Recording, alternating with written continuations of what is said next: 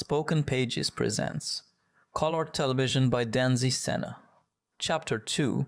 Jane had first met Lenny at a house party in Brooklyn. He'd come on the arm of another woman. Jane had come alone. She'd been just emerging from a bad breakup, the latest in a string of them. She was not usually the sort of woman to go after another woman's man, and she might not have done so had it not been for the psychic. Not that she believed in psychics, not now, not then, but the first session had been an early birthday gift from her sister, who had long relationship with the occult. Jane found the psychic's soothing voice over the phone comforting. His name was Wesley Brown. On his website, he had not actually used the word psychic. Instead, he'd called himself an intuitive psychodynamic counselor with a specialty in racial alchemy. In their first session, he told Jane that her future husband was on his way, nearly there. The way he said it, with a kind of bemused certainty, made Jane understand why her sister liked him so much. He was more fun than a therapist. Across the room at the party, a black man was standing at the chip table alone, shoveling corn chips with salsa into his mouth. He was wearing Vans sneakers and a t-shirt that said part of Robo. What was it the psychic had predicted? He'd said Jane was about to meet a black man who was funny, a black man who would be wearing West Coast shoes. The Vans were definitely West Coast shoes. The Vans were definitely West Coast. And the day shirt was funny. Pretty funny. She sidled over, drink in hand. "Do you live around here?" she asked. "Brooklyn? No. I hate Brooklyn. People here are pigs." She asked him where he lived instead. "Nowhere, really." He wiped the chip grease off his mouth with a cocktail napkin. "I'm staying in LA for now. I hate it there too. Different breed of pigs." They introduced themselves. They got into a strange, joking discussion. She didn't remember how about ice cream. Lenny said a person's choice in ice cream was influenced by their race. He said that Chinese people tended to like pistachio. White people liked sloppy flavors like Rocky Road or anything with a lot of chunks in it, and black people liked clean and tidy flavors like mint chocolate chip. Were they flirting? She couldn't tell. His eyes roamed the room occasionally as if he were looking for someone else. Jane was trying to think what else to say to interest this man when a woman appeared beside him. She slid her arm through his, kissed his cheek territorially, gave Jane a cutting look, then whispered something in his ear. So he was taken. Jane found herself surprised by the presence of the woman, who had not been in the psychic's prediction. She found herself scanning the room for a different black man. A second funny black man in West Coast shoes, but there was nobody, only miles of white writers and a few racially ambiguous mystery meat types like herself. When she looked back at Lenny and the woman, they were speaking to each other in low lover tones, as if she weren't there, and she felt her throat catch. She felt as if she were already involved with this guy, as if she were already his mistress. Jane had been in New York for 10 years at that point. She'd moved there after college, still believing that her life would unfold in a certain order. First, she would launch her career. Then, after a series of difficult but teachable moment love affairs, she would meet the one, her future mate, and settle down somewhere outside the city where they would spawn beautiful, gifted children. Later, when said children grew up and went to college at a school that looked exceptionally good on a bumper sticker on her Audi, Jane would spend the rest of her days writing novels and tending to her yard in Eileen Fisher clothes, her face set in deep thought like a kind of Pema Children for the biracial set. She would age gracefully as a rich Buddhist, but it had not happened that way. The night she met Lenny, she'd already reached that Didion-esque moment when her life in the city began to feel repetitive, stunted.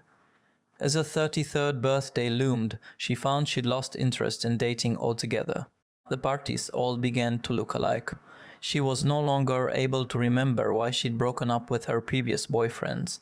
She'd gotten to the part of the story where she began to circle back, calling exes late at night to see if they wanted to get back together. By then, she had quite a number of ex-boyfriends, a spate of them-some boys, some men, relationships that had each lasted long enough for them to take off the condom. Her married sister always said serial monogamy was like being a slow cooker, ho. And Jane had the medical records to think maybe her sister was right.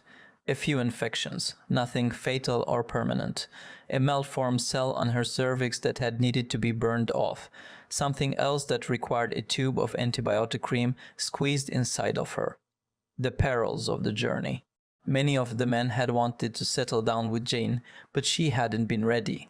In her 20s, she had wanted nothing to do with domesticity, and this not wanting had made her the target of several good men. Looking back, it seemed she'd spent the decade dodging engagement rings flung at her across taxi seats. She'd wanted to stay a precocious girl woman to tend to her own needs forever. She'd been satisfied with the performance of marriage without the ring, the rising action of discontent, the falling action of the breaking up, the escape to freedom before the story started all over again. For so long she'd found her own foibles interesting. But now, on the cusp of 33, everything had started to look different. The suitors had stopped throwing the rings at her, for one thing. When she called them late at night, one by one over the course of the year, she'd learned that somebody else had caught those flying rings. Camo told her with delight that he was expecting his first baby with a filmmaker named Shari. Chino told her that he was in love with an Irish girl and moving to Dublin. Farouk told her he was now happily living with somebody named Gavin. Benjamin told her that he was still in love with her, but that his therapist had helped him to see all the ways she was a narcissist. He said he needed to go no contact. She'd even called Colton, the last of the white boys, the one with the scratchy lumberjack beard, who told her he had moved upstate with someone named Susan. Jane wished them all well. After she hung up, she stared at the dried flower arrangement on her mantel that looked like kindling for a fiery design trick she'd learned from Domino magazine. She wanted what the exes had or were about to get: a child on the way, a mortgage to pay, a Volvo, a pile of laundry that needed washing. That same year, a catalog showed up in her mailbox for Hannah Andersson, a Swedish-inspired clothing company out of Oregon she'd never heard of before. They mostly sold children's clothes, but there was sleepwear for adults too. The catalog was addressed to the roommate who had moved out a long time ago. Jane was about to throw it in the trash when the picture on the cover caught her eye. A family of 4 were wearing matching striped pajamas and laughing a medium brown-skinned black man and a beautiful brown-skinned black woman. With high cheekbones, the two of them flanked by a perfectly adorable boy and girl of the same skin tone. Jane went to the couch and began flipping through the catalog. The same kids modeled the clothes inside. In a few images they appeared with their quasi-parents too. Jen's mouth watered as she stared at the shots of them lounging around a swimming pool in matching bathing suits. In another photo, the mother and daughter walked on the beach, holding hands in matching mother-daughter sundresses. They were all of them always smiling, perpetually on the verge of laughter. What was so funny? Jane wanted to know. She kept the catalog beside her bed for months, and when she was not looking at it, she'd think of the family inside with a peculiarly intense longing. She thought of them when she was standing shivering on the subway platform in Brooklyn in her combat boots, or on her way to a party in her giant parka, or even while at a party, staring at the faces of her drunken, bellowing friends, or when she was out on a date with that white hedge fund guy who had Tourette's syndrome, and between courses erupted with dirty cunt words he didn't mean, of course. She'd been pre-warned about his tick by the fans who had set them up. She perused the catalog at night, alone in bed when she was tired, so tired, gazing unblinking at the black family who were exploding together with joy. She called her mother one night and confessed something shameful. She wanted to settle down, have a few kids, live in the suburbs. Her mother, the aging beatnik, perpetually single, said that she couldn't believe she'd raised a daughter who had such bourgeois restoration hardware fantasies. Wasn't it ironic, she said, how women spent their 20s trying to catch a man and have his babies, then spent the next decade wishing they could escape through a bathtub drain? Settling down was just a euphemism for inching toward death.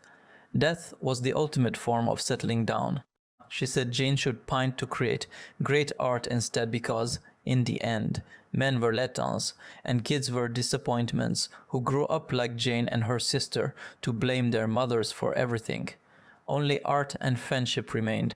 Jane hung up and called her sister, who told her their mother was full of white feminist second-wave claptrap, that she'd always cared more about feeding her own ego than feeding her half-caste children. "Don't you remember how awful it was for us growing up, Jane? Don't you remember what we went through? Don't listen to her, Jane. She's toxic." That was when her sister said that what Jane needed was a psychic.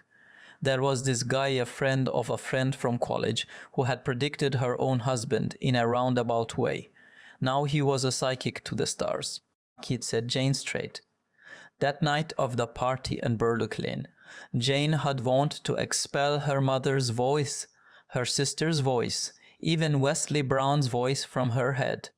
She wanted to be just Jane for once, Jane at the party, letting her life unfold. But they were all in there, a coven of witches, whispering to her as she stood across from this black man, and the white girlfriend she'd learned over the last 15 minutes was an eco-poet named Lilith. Jane reminded herself that Lenny was just some random guy she was standing across from, a random guy who was in a relationship. But when Lilith said she was going to get a drink and Lenny called out to her to get him a whiskey on the rocks, the words had a funny echo. And Jane remembered something else Wesley had said. He'd described the guy she was going to meet as tall, dark, handsome, funny, wearing West Coast shoes on the rocks. "Random question," Jane said to him now. "Have you ever seen a psychic?" She wasn't sure where she was going with it. She just needed to keep him looking at her. But he was looking at the snack table, searching for something. "I don't believe in that shit," he said. "I do." It was Lilith, back with his drink. She handed it to him, then linked her arm in his. "I guess what I mean is I used to believe in them," Lilith said. "I used to go to psychics all the time. Palm readers, tarot card readers, Reiki, energy healers, you name it." She gave Jane a wincing smile full of pity. "The thing is," she said, "people only go to psychics while they're single. Have you noticed that?" She laughed and kissed Lenny. He kissed her back stiffly. She thought she caught a glimpse of trappedness in his eyes. Jane wasn't letting up. She forged on with aggressive small talk. "What do you do for a living?" Jane asked him. "I'm a painter. And you?" "I'm a writer. A fiction writer." Lilith was still stroking him, pouting a little, trying to get him to look at her. But he kept his eyes on Jane. "What world do you write about?" Jane liked his question. What world? He was clearly somebody who understood how this worked. "Mulattoes," she said. "I write about mulattoes." "Isn't that an offensive term?" Lilith said. Lenny smirked at Jane. "I've always liked it. Better than biracial, right?" "Definitely better," Jane said, feeling a real flicker between them now. "Biracial could be any old thing. Korean and Panamanian, or Chinese and Egyptian. But a mulatto is always specifically a mulatto." Lenny nodded, eyed her. "That's for sure." Lilith was watching Jane now with interest, taking in her features one by one. "If we had a baby," she said to Lenny, "would she look like her?" "Sorry, what's your name again?" "Jane. Would it look like Jane?" Jane was almost impressed by the subtle way the woman had neutered her, reducing her to a baby, and at the same time, in the same sentence, had conjured up her own interracial sex life and future family with Lenny. Lenny didn't answer, just gave Jane an awkward, maybe apologetic look. Lilith whispered something in Lenny's ear then, and it was as if Jane disappeared. He smiled and nodded, and Lilith started kissing him slowly on the neck. Lenny tried to wriggle out of Lilith's grasp, but she pulled his face toward. Then he submitted, and they were kissing for real, tongues and all, and Jane was standing there before them, her face burning. "If you'll excuse me," she said to nobody, and wandered off. In the kitchen, she fixed herself a large, icy glass of rum and coke.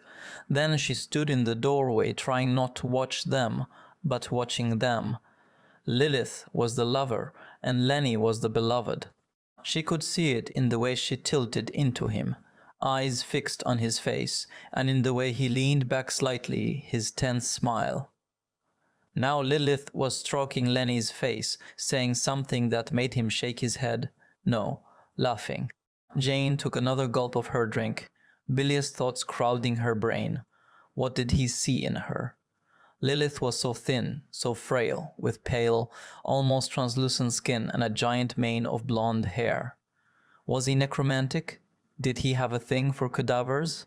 Why would an educated, sane black man choose to be with a woman like that in this century? Did he not realize that once he married white, he would never get to talk unremitting shit about white people again? He'd always have to worry about hurting Lilith's feelings. And he couldn't bring her out in public with his friends, could he? Unless all his friends were white, which she doubted. He wasn't giving off miscellaneous vibes. Though, what did she really know about Lenny? He was a stranger, someone she just met. And, she reminded herself, Wesley Brown was just a charlatan with a fancy website. Maybe this couple she was watching tongue wrestle across the room were actually a good match. Jane tried to think generous, post-racial thoughts. Maybe Lilith was kind or funny. Maybe Lenny loved her for her kindness. Jane could already tell that she was not kind. Jane came from a union like the one that Lilith and Lenny were about to embark on, ebony and ivory, together in this harmony, and yet, perhaps because it was her origin story, she could not bear the sight of interracial love. Well, she could, but not when the man was black and the woman was white. Of course, she didn't express this opinion often, and not in mixed company. She knew it wasn't a good look. When you hated the same things Strom Thurmond did, albeit for different reasons, you knew you were in problematic territory. She took comfort in the fact that it wasn't white womanhood she was trying to protect. It was black manhood she wanted to save from the clutches of white womanhood. That was different, right? Why the long face? It was Stu, their host. Stu shared an office with Jane at the college up in the Bronx, where they were adjuncts. He was one of those goofy, oversized white guys who somehow cobbled his middling novels into a career with mediocre white guy they kept hiring year after year out of nostalgia. Stu was self-deprecating in the extreme. He knew he was living on borrowed time. He understood his own obsolescence, and that made him bearable, even lovable. The party tonight was to celebrate Stu's engagement to Priya. An Indian social science professor who was writing a book about the caste system. "Do you believe in psychics?" Jane asked Stu. "Hell no." He threw an arm around her. "Okay, so listen, Priya has a cousin here tonight. He thinks you're cute. Will you let me play matchmaker?" He pointed to a guy standing in a circle of other guests. The guy was shyly smiling at Jane. He wasn't bad, not bad at all. Jane looked back at Lenny, who had Lilith's tongue in his mouth again. "That's okay," she said. "I'm sort of involved with someone else already." Somewhere between the chip table and the kitchen, she realized she had fully committed to Wesley's story. "Damn," Stu said. "I was hoping we could be cousins, or whatever it is we'd be if you married BJ. Siblings? I'm touched." She looked at him with a welling of drunken affection. "Stu, you're the last white man I can stand to be around." "Have I ever told you that?" "Thanks, Jane." She looked again toward Lenny and Lilith. "What's with those two?" "Huh. They're really going at it." "That's the guy Lilith has been telling me about. You know Lilith, right? From the Moth?" Jane glanced at Stu. "Sure, I know her. I thought our Lilith would never settle down." She rolled an ice cube around in her mouth. "From everything Priya says, she's bonkers for him. She's planning to move to the West Coast to be with him. Can you imagine? Lilith with her Victorian skin walking around in the Los Angeles sun baking." He laughed a little.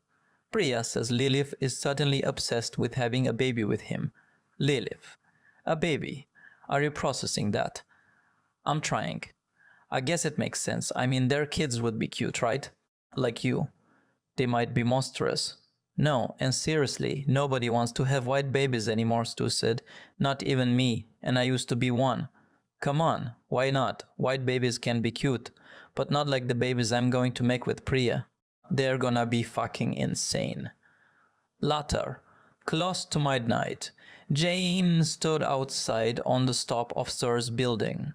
Shivering, sunking a cigarette, she bummed one off Priya. She found Wesley's number in her contacts and called him. She'd figured it was okay since it was only 9 in California, but he answered groggily, like he'd been asleep. What? She remembered now, too late. A list on Wesley's website, his rules for healthy living. One was to go to bed when the children go to bed. Toddler hours were great for the complexion, he said. I'm sorry, is this too late? Should I call another time? I hate it when people do that. It's like, make the choice not to cold call people late at night. But if you do it, don't ask if I'm awake. Obviously, I am now. Sorry, right? So go on.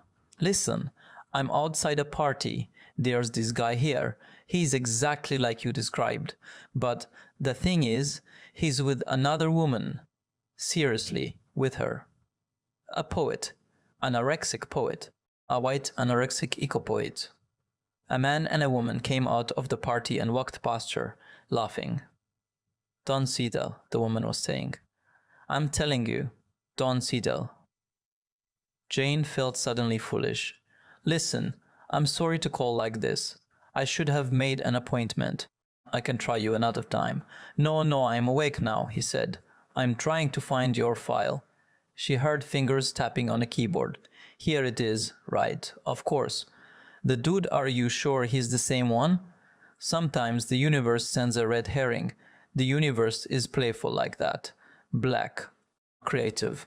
Funny t-shirt. Medium brown-skinned. Vans. Tallish. He lives in Los Angeles. Los Angeles. Shit. That's him. Definitely him. My friend Stu thinks he's going to propose to the woman, the eco-poet. Wesley sighed long and hard. Can I ask you something?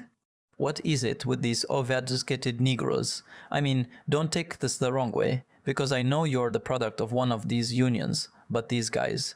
I mean, all the schooling in the world, and they don't seem to realize that marrying a white woman is simply not going to benefit them. Now, it'll benefit the white woman. She'll thrive. She'll seem more interesting for having done it. She can dine off that shit for years. But the black man, his life will go to hell in a handbasket. He'll get out of the marriage in a far worse place than when he entered it. Jane could feel that some mask Wesley had been wearing before, in their other sessions, was falling away. Maybe he'd taken a hit or two before toddler bedtime. Honestly, he was saying now, somebody should make a sequel to Guess Who's Coming to Dinner. Let the world know the truth of what happened to Dr. John Prentice after his marriage to that blonde chick. That shit would be bleak. Behind Wesley's voice, Jane thought she could hear waves crashing, or maybe it was a freeway and distantly, a dog barking. She'd seen the picture of Wesley's dog on his website, a chocolate lab named Marilyn McCoo. Black women, on the other hand, Wesley was saying, they actually do worse when they marry within the race. Like my sister Wanda, she could have married that Jewish boy who was so gaga over her in college, but she didn't. She had to be all righteous and marry that socially inept computer engineer instead, Herman, with his ashy skin and the fucking side part in his afro. And now look at her. Jane leaned against a brick wall behind her, feeling the cold seep through her jacket into her skin. But wait, I thought you said I should marry a black guy. This black guy. I did, but now you're saying black guys are bad for black women. I was talking about Wanda, a real black woman. Wait, that came out wrong. I'm not saying you aren't really black because technically, of course, you are. But with you, Jane, when I look at your chart, I get a lot of confusing signals. I see zigzags and negations. It's like a census questionnaire. Hispanic, non-Hispanic, other. That kind of chaos. Jane reminded herself this was bullshit. Wesley's prophesizing was about as accurate as a Ouija board reading or the answer on a magic 8-ball. Still, her voice sounded small and scared as she asked Wesley what would happen to her now that the man the universe had intended for her was with somebody else. Let me see. He paused and there was a loud sound of pages turning. Again, Marilyn McCoo barked into the California night. Wesley said, here it is, right. In about 23 years, Jane. No, wait. 24, yes. 24. Mars will enter Virgo again. At that point, and no sooner, you'll have another chance to meet someone, to change your life. But not before then. I'm going to be alone for 24 years, he sighed. Only if you screw this up. Then he launched into his 6 years ago speech, an abbreviated version of the one she'd heard him give in the video link on his website. 6 years ago, he said, I was almost homeless, trying to sell my self-published book out of the trunk of my car. Now I'm living in a $6.5 million home in Montecito, with a daughter named Tuesday and a clawfoot tub imported from England. Don't let life happen to you, girl. This is your one precious time on this planet. Work it. What are you suggesting? Jane said. I'm not suggesting shit. I'm telling you. Go upstairs and claim your fate. And by fate, I mean Mr. Funnyman in the California Kicks. Go back to the party. Flirt. You won't have to do much. He's miserable. He feels trapped in a Sesame Street episode. He's searching the room for you right now. Are you sure? Sure, I'm sure. Listen, our ancestors didn't survive the horrors of the Middle Passage, so some Caucasoid poet could miscegenate us out of existence. He might think he's happy, but he's not. Make this brother man see the truth, that he needs to marry a non-Hispanic quadroon like you if he values his life and longevity. This is bigger than you and your silly heteronormative daydreams, Jane. This is about the universe. And trust me, you don't want to fuck with the universe because that bitch has no mercy. Lita didn't dee. She did call Maud and throw herself into the O.C. McVirginia, wolf. She simply didn't gay wolf. And according to Jane's occasional bouts of internet stalking, not only did Lilith survive the breakup, but 3 years later, she married a different black man, unlier black man, proving one of Jane's father's favorite sayings, a sucker is born every minute. The black man she married was an art critic, short and stout, with a bushy white beard and wire-rimmed glasses, what Jane imagined was a nasal voice. Lilith looked happy in the pictures she posted of her and Clarence at poetry readings and art openings. Over the years, Lilith won some awards for her eco-poetry, though as far as Jane could tell from her Instagram page, she did not have any babies. Maybe Papa Smurf was shooting blanks. Still, Jane didn't think Lilith had done so badly in the game of life, which meant that Jane's karma, if not quite clean, was drinkable. And Jane, over the 6 months that followed the night of the party, got all that the Hannah Anderson catalog had promised. First came flirting, then came ice cream, then some tortured months of their long-distance, much whispered about affair. Then came love, then came marriage, then came big fat baby Ruby in the baby carriage, followed by wiry and ethereal Finn, who, when he learned to talk, told them his real name and his provenance from another planet. They were varying shades of brown, honey-colored, nut brown, café con leche, pick your food metaphor.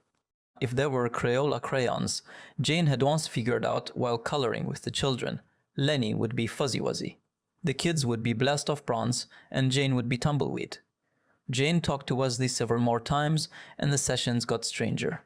Now that she'd found the guy he'd predicted, he used the sessions to spew his theories about race and love and the convergence of the two. One time he told her his theory about mulatto men. He said they were way more tragic than mulatto women. Straight mulatto men were almost doomed to stay alone forever. Mulatto men had commitment issues, not the kind you usually think of with men.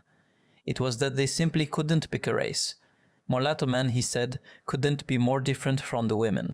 The women, he said, came out predators and the men came out prey. The women were more decisive. Thanks to their fertility clocks, they would, after a certain age, like yours, Jane, rush to pick a color, anybody with an active sperm count. Mulatto women at least had learned to bite the racial bullet, getting themselves impregnated by a black cinematographer or a white editor, or something more non-committal, like a Lebanese lawyer or a Korean chef, or maybe even a Puerto Rican playwright.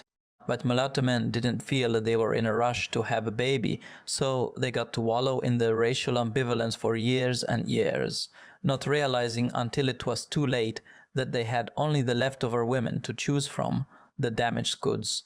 Skinny women with scarred fallopian tubes, skinny women with narcissistic tendencies, skinny women with genital warts. New York, Brooklyn in particular, was a cracker ghetto of mulatto spinsters. And that, Wesley told her, was what he was saving her from mulatto spinsterhood. Wesley said grey hair looks good on some white people and good on some black people, but always was terrible on mulattoes. Jane knew she should stop calling Wesley. It was hundreds of dollars a session, and nothing he was telling her had any practical application to her life. She was already on her way to a real relationship with the person he'd predicted. But she kept calling anyway, addicted to his theories. Lenny would, much later, in fights claim she had a profound characterological susceptibility to brainwashing. Anybody with a theory, you're right there in the front row, taking notes. And maybe he was right. She called Wesley weekly up until the day a woman answered and said in Spanish that Jane had the wrong number. And when Jane went to check Wesley's website, it was gone. 4 of 3, forbidden, you don't have permission to access this resource. Her sister couldn't reach Wesley either. She said she thought he'd gone what she called rarefied, when a person can only be reached through a private network of linked celebrities. What did it matter though, her sister said. Jane had already gotten her $300 worth of Wesley. There was nothing more to say. Jane liked to believe that Wesley was right, that it was not only pleasing to the universe that she'd ended up with Lenny, but also that she'd saved him from that guest who's coming to dinner fate. She chose to believe that she'd been good for Lenny's health, that marrying a white person could raise your blood pressure, make you age before your time. And maybe that was true. When she and Lenny watched television and a black comedian came on who was performing a particularly odious version of blackness, Lenny could look at Jane and mutter, shucking and jiving, or cooning it up. Jane could say, shaking her head, my people, my people. Watching the news or a movie, they could glance at each other for a millisecond and understand everything that was wrong with this picture. With Lilith, Lenny would have had to be righteous. With Lilith, he'd have been doomed to watch the footage of the march on Selma every MLK Day with tears in his eyes. With Lilith, he'd have to be angry or sad or downtrodden at all the right theatrical times. With Jane, he could be silly and angry and quiet and loud and ironic and bitter or nothing at all. He didn't have to explain too much. When she married Lenny, Jane had the feeling that they'd both extended their lives.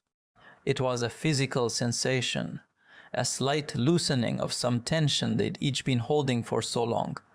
In the early days of their marriage, when the kids had finally gone down, Lenny and Jane would tiptoe out of their bedroom and meet in the kitchen in the evening to pour a celebratory glass of wine.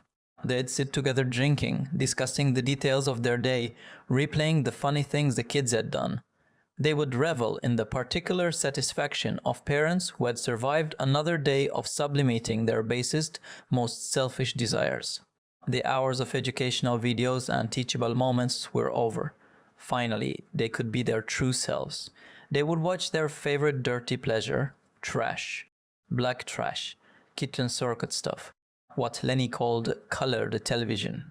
Tyler Perry with his cartoonish, poor person turned rich overnight version of success, all those marble floors and chandeliers and sweeping staircases. The button-nosed black girl sitting at the end of a ghoulishly large dining room table, cutting beef with her cold, megalomaniac puppy husband at the far end, a uniformed white butler carrying a silver gravy boat between them. It was always a recipe for murder. Insanity. Both. Their favorite show to watch back then, after the babies were down, was a low-budget BET prank show called Hell Date, where the sadistic producers would set up some unwitting fool on a date with the perfect guy or the perfect girl. The perfect date was an actor, and it was all a setup to film the poor sap's reaction as the date went from good to horribly wrong. Sometimes the trigger was a juvenile prank, like an earthworm in the soup, or a 4-foot man dressed as Satan who emerged from under the table brandishing a chainsaw. Other times it was crueler, like having a fake ex-wife show up at the bowling alley with a bazooka. Things always went too far on Hell Date, and in the final shots, there was usually real trauma on the dupe's face. Which was, Jane supposed, the point. People wanted to see real trauma on somebody's face. That's what they were paying for. That's what the producers were going through all this trouble to get a glimpse of a moment of truth. The pranks on Hell Date were about as funny as the pig gut scene in Carrie, but Jane could never turn her eyes away. And at the end of a day of parenting, what she and Lenny sat down to watch had to feel like the opposite of a teachable moment. Hell Date had been killed off after 2 seasons. Once the population of Southern California aspirational puppies had all heard of it, the producers couldn't find a target to trick anymore. It wasn't funny to watch some grinning guy in a restaurant searching for hidden cameras over his pretend date's head. The family she made with Lenny was, of course, not the same as the family in the Hannah Anderson catalog. The real Lenny was 10 pounds heavier than the model in the catalog. The real Lenny ordered his khakis in bulk from a camping website and liked to sleep naked. The real Lenny was a man who would never agree to wear matching striped Swedish pajamas. He hadn't even agreed to wear a red nose for Red Nose Day at Ruby's preschooler charity event to end child poverty once and for all. All the dads were supposed to wear red clown noses. Lenny refused, saying, stone-faced, that as a black man he would be sending the wrong message to the world. And maybe he was onto something, because a few weeks later Jane saw a billboard for Red Nose Day on La Cienega, and in the collage of movie star faces, only the 2 black male actors were not wearing the clown noses, but rather just holding them up, laughing, while all the white actors donned them. Chapter 3. The campus was more active at night than Jane had expected. Clusters of students smoked and shrieked and whispered and huddled together in the darkness. She kept her head down as she walked from Lot C towards Chester Hall.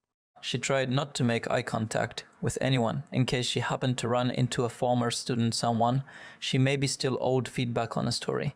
She was already breaking a promise she'd made to herself when she left campus in the spring, that she would not step foot back there until she was done with the novel and had a publishing contract in hand.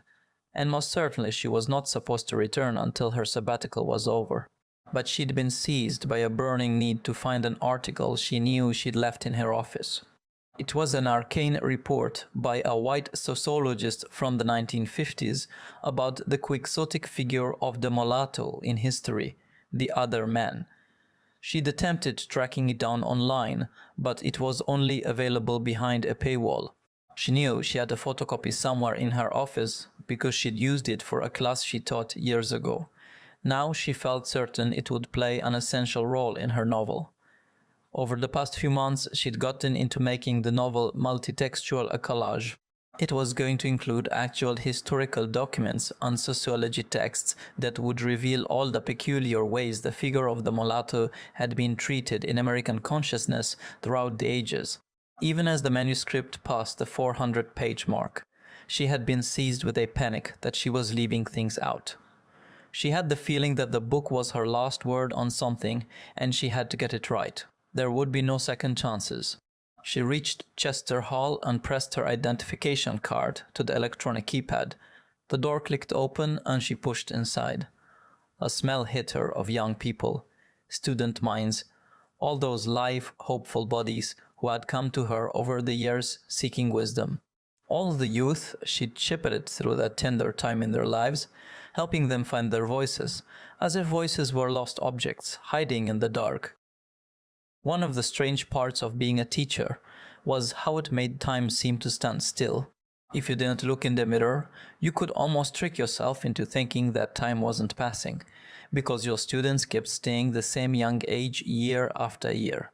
You could fail to notice that you, nevertheless, were getting older. One of the worst parts of teaching was how, like a series of mini-strokes, it ruined you as a writer. A brain could handle only so many undergraduate stories about date rape and eating disorders, dead grandmothers and mystical dogs. A brain could take only so much purple prose and mechanical epiphany. Professor Mishkling had left a greeting card in her mailbox just before she went on sabbatical. On the front were side-by-side images from an old anti-drug ad campaign. On the left, a hand holding an intact egg beneath the words, "This is your brain." On the right, that same egg splattered in a frying pan beneath the words, "This is your brain on teaching." Mischling had been right. Jane's sabbatical had made her see how much teaching had taken away from her work. Every idea she had imparted to her students about writing and craft had actually been drawn from a well inside her that was not replenishing itself. If she did this job long enough, one day she might look into the bag of ideas and find that everything, all those shiny silver objects, was gone or grossly deformed. When she was carrying Finn, her obstetrician had dubbed it a geriatric pregnancy. He'd explained to her that when a human female is born, she has as many eggs in her ovaries as she will ever have. But the eggs, he said, aged with you, and the ones you were left with by middle age, were more prone to cellular abnormalities. Now she wondered if maybe writing language itself was like the eggs she carried. Maybe the novel she was writing in the middle of her life was running the same risk. Maybe it too was a high-risk pregnancy. She got off the elevator and headed down the carpeted hall to her office. Hers had a wooden plaque outside the door that said, "Make it worse." It had been a gift from a student she'd taught years ago, a lovely kid named Rick who had been in several of her workshops.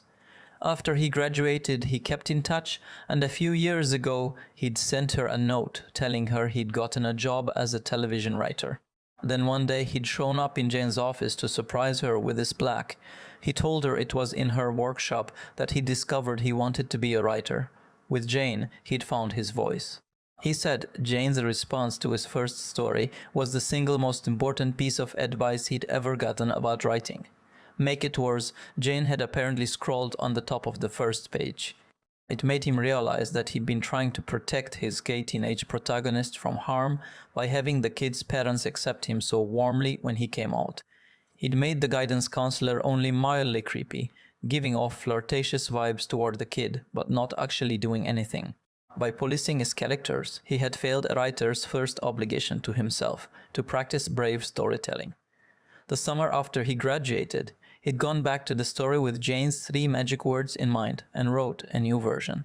His own liberal Santa Monica therapist parents were replaced by Orange County Christians. He made the guidance counselor a pastor instead, who no longer simply leered at the boy but groomed him. He forced the story to a new uncomfortable place in which his protagonist had to grapple with real, lived danger. The story turned out to be his ticket to getting a job in the writer's room of Scandal. He said Jane's words had guided him through 3 seasons that hit show, and he'd come back with the plaque to thank her. Jane had been touched by Rick's visit, of course, but also dismayed, the way she always was when she saw her students growing older, moving on to new adventures, while she sat there growing older against the same backdrop.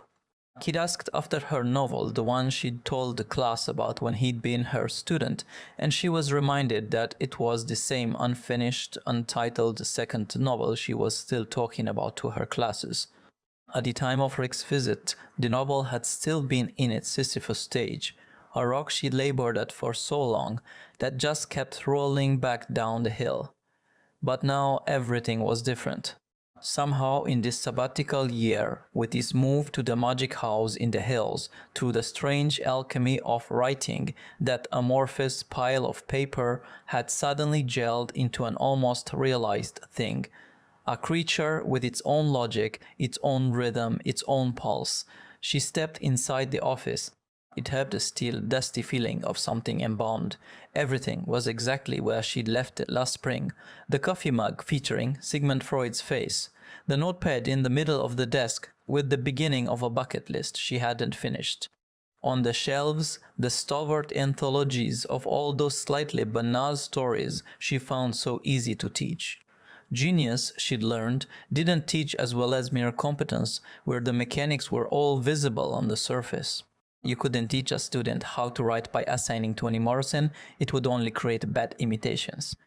Next to the anthologists were the craft books, those reassuringly didactic writing guides she would drag out for an exercise or two to help fill the workshop time. Jane had been teaching both graduate students and undergraduates for years. She preferred the lazy Gen Z undergraduates to the petulant and accusatory millennial graduate students. Both groups were triggered easily and often by things she could not predict, such as the time she'd assigned a story that used the second person, that gimmicky you point of view. She thought the students would love it because it was so minimalist, but they said they felt oppressed by the second person. They had not been asked for their consent to be the protagonist of the story. The millennials' threats, Jane had learned, were to be taken seriously, whereas the Gen Zers you could ignore. Write it out. They were sleepier, more half-hearted in their outrage. Last year, when a white professor had stood in front of his class, giving a lecture on the history of stand-up comedy and trying to quote Richard Pryor, used the N-word in its full uncut glory. 3 undergraduates had stormed out of the classroom and walked directly to the administration building to report him. It had seemed the professor was doomed in the moment, but a grieved trio apparently became overwhelmed by the paperwork required to file an official complaint, and after a few days they settled for creating an Instagram page where they detailed their slights in blurb-size anonymous posts. The millennials didn't read anything Jane assigned, unless she included a trigger warning. The trigger warning was what spurred them on to search the story for the upsetting passage. The Gen Zers, on the other hand, only bothered to read stories that used a lot of white space. They didn't like big, sprawling, old-fashioned novels. Their brains had not evolved for that kind of reading experience. She was reminded of how, when her own kids were toddlers, she'd had to cut their food into small pieces to guard against their choking. She had in recent years begun to assign only minimalist autofiction by queer POC authors to her undergraduates, and she had to admit it was a better classroom experience for all. Teaching had made Jane think a lot about her own Gen X-ness. She'd decided it was the only indisputable identity she had. She checked all the boxes. She'd been a latchkey kid who had moved between the homes of her divorced parents. She'd had the de rigueur Gen X molestation at age 10 and later lost her virginity in semi-consensual sex with a much older man. Like any black Gen Zer, she hadn't had time to worry about microaggressions. What with all the good old-fashioned macroaggressions she'd experienced, white kids throwing rocks at her head, white kids calling her father nigger with impunity, white kids leaving bananas on her family's porch when they moved into the neighborhood. Of course, what made her most Gen X of all was that she was part of the first baby boom of mulattoes, whose parents were of the first generation of legalized interracial marriages. Jane felt she'd been lucky to be raised in the early days of mulatto militancy, before you could check 2 or more racial boxes on school forms. She'd been raised knowing, in the immortal words of Tupac, that black was the thing to be. She refused to use the cloying phrase that some of her cohort had adopted, the loving generation. Her parents had always, as far as she knew, despised each other, so she was more a part of the hating generation. But in either case, she was deeply, authentically Gen X. Like most people, Jane considered her generation superior to those that came after. But sometimes, driving away from the college, she would remember herself at her students' age and think that she had not been so unlike them, because her bratty students were, she knew, almost always right. And the point of young people was to be annoying about the truth they saw until it became evident to people like herself. Every generation must leave an impression, and it had to keep pressing into the group ahead of it until the impression was made permanent. Then a fresh generation would be born, and look around, bewildered, at their elders and assert some newfangled idea that years from now would make perfect sense. Her job, she knew, was mainly to pretend to be in charge of her students while she capitulated to their demands. Still, it was exhausting. There it was, in her desk drawer, the photocopy of the essay she'd been looking for, The Other Man, by Hiram Cavendish, with her angry notes scribbled in purple ink in the margins. She shoved it in her bag and started out of her office, but the sound of voices stopped her in the doorway. A door down the hall was wide open and light and voices were floating out. Who else could be here at this hour? Slowly, with dread, Jane made her way in the direction of the voices, wishing there was another way out. She needed to get to the elevator, but she didn't want to witness an indiscretion. The image of any of her colleagues having sex with each another made her want to gag, and the thought of any of them trying to seduce a student was not only disgusting, but also would force her to become involved in some kind of disciplinary process just when she was so close to finishing her novel. But as she neared the open door, she realized, with some relief, that the voices were coming from a radio inside Kay Franken's office. It was, "Wait, don't tell me," and Peter Sagar was in the middle of giving a clue, a limerick. "When breath is too stinky, it's tough to get kinky. Still, Doc says, have sex and eat garlic." It was Kay's voice. Jane groaned, inwardly, silently. She didn't want to see Kay, of all people. Kay was such a bore. She pulled her hood over her head and began to walk swiftly, head down, past the door, hoping Kay would not spot her. But as she walked by, she glanced into Kay's office, then slowed her pace and stopped, confused. It was Kay, yes, but she was wearing the strangest costume. No, not a costume. She was wearing pajamas. Pink flannel pajamas. Pink flannel. She stood with her back to the door, flossing her teeth as she looked out the window. Jane's eyes took in the rest of the evidence. The couch in Kay's office had been turned into a bed, with sheets and pillows and blankets. On the small coffee table were stacks of what looked like student papers. A skirt and blouse and a bra were slung over the desk chair. Kay turned her head to reach a back molar, and as she did so, she glimpsed Jane's reflection in the window behind her. She whipped around, her face reddening with embarrassment. "Jane," she cried out. "I can explain."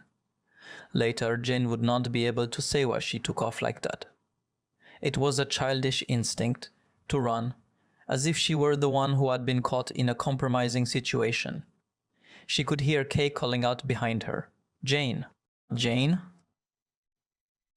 But she kept going, past the elevators to the heavy stairwell door. She pushed through it and galloped down the 4 flights, not stopping even when she was outside. She ran past the huddles of vaping students, kept running even as she approached LSE and could see her car in the distance, even as she fumbled for her key fob and pressed the button to unlock. She didn't stop until she was in the driver's seat, where she sat catching her breath for a long time before she started the engine. 5 years ago, Kay Franken had been just like Jane. She'd gone on leave, having been told she had to finish a book and get a contract to publish it, or she would be demoted to teaching faculty when she returned. She had not finished the book. Kay later confessed that she'd ended up using the time to get surgery on her bunions. She'd decided to get both feet done at once and had spent the whole sabbatical in bed, which seemed in theory like a good place to finish a book. But books, it turned out, required the normal rhythms of life. They required walks and friends in the evening and quick snacks from the kitchen. Without that, Kay said, the loneliness and despair and boredom had been their own destruction. After she returned, Kay showed off her feet to anybody who would look. Once, she cornered Jane in the ladies' room and made her look at them, and Jane made the appropriate comments about how straight they looked and how small the scars were. It was as if Kay needed to brag about her feet to excuse what she hadn't accomplished. Unfortunately, the dean and the department chair didn't care about Kay's feet. Her demotion was immediate. On the website, the secretary changed her title from research to teaching faculty, and her load changed with it. Instead of 2 classes, she was expected to teach 4 each semester, half of them freshman composition. She was placed on every committee possible and burdened with a staggering amount of what was called service. When Jane got back to the house, she went straight to Brady's office and sat down to read the journal Niels should retrieve from her office. The author seemed to have accomplished very little else in his life beyond this exhaustive study of mulattoes, which he'd apparently had plans to turn into a book but never completed. In the article, Cavendish argued that the mulatto in America would always remain poised between worlds in psychological uncertainty, and other even amongst others. The mulatto psyche, he said, would always reflect the discords and harmonies, the repulsions and attractions of the disparate world he inhabited. Mulatto problems were, of course, not so unlike those faced by other marginal men, the Chinaman, as Cavendish put it, the Jew, even the wily Negro himself, with his Dubaisan double consciousness. But according to old Cavendish, the mulatto in America outdid all these groups in marginality. His double consciousness was not just a clever literary metaphor, it was literal. Now Jane understood why she'd gone looking for this article. Cavendish was the character the novel had been missing. He could bring to the story the distanced, anthropological voice it needed. He was the one who would see the mulatto from the outside, coldly, as a scientist studies a specimen. Exhilarated, Jane spread her manuscript out on the floor like a carpet. She crept into the house to retrieve Finn's left-handed scissors and a glue stick from the living room floor. She went back and cut up the article into its constituent ridiculous passages and found just the right places to paste pieces of it into the margins of the manuscript. Cavendish's voice would enter at key moments of hope to explain to the reader how and why the mulatto in America was doomed.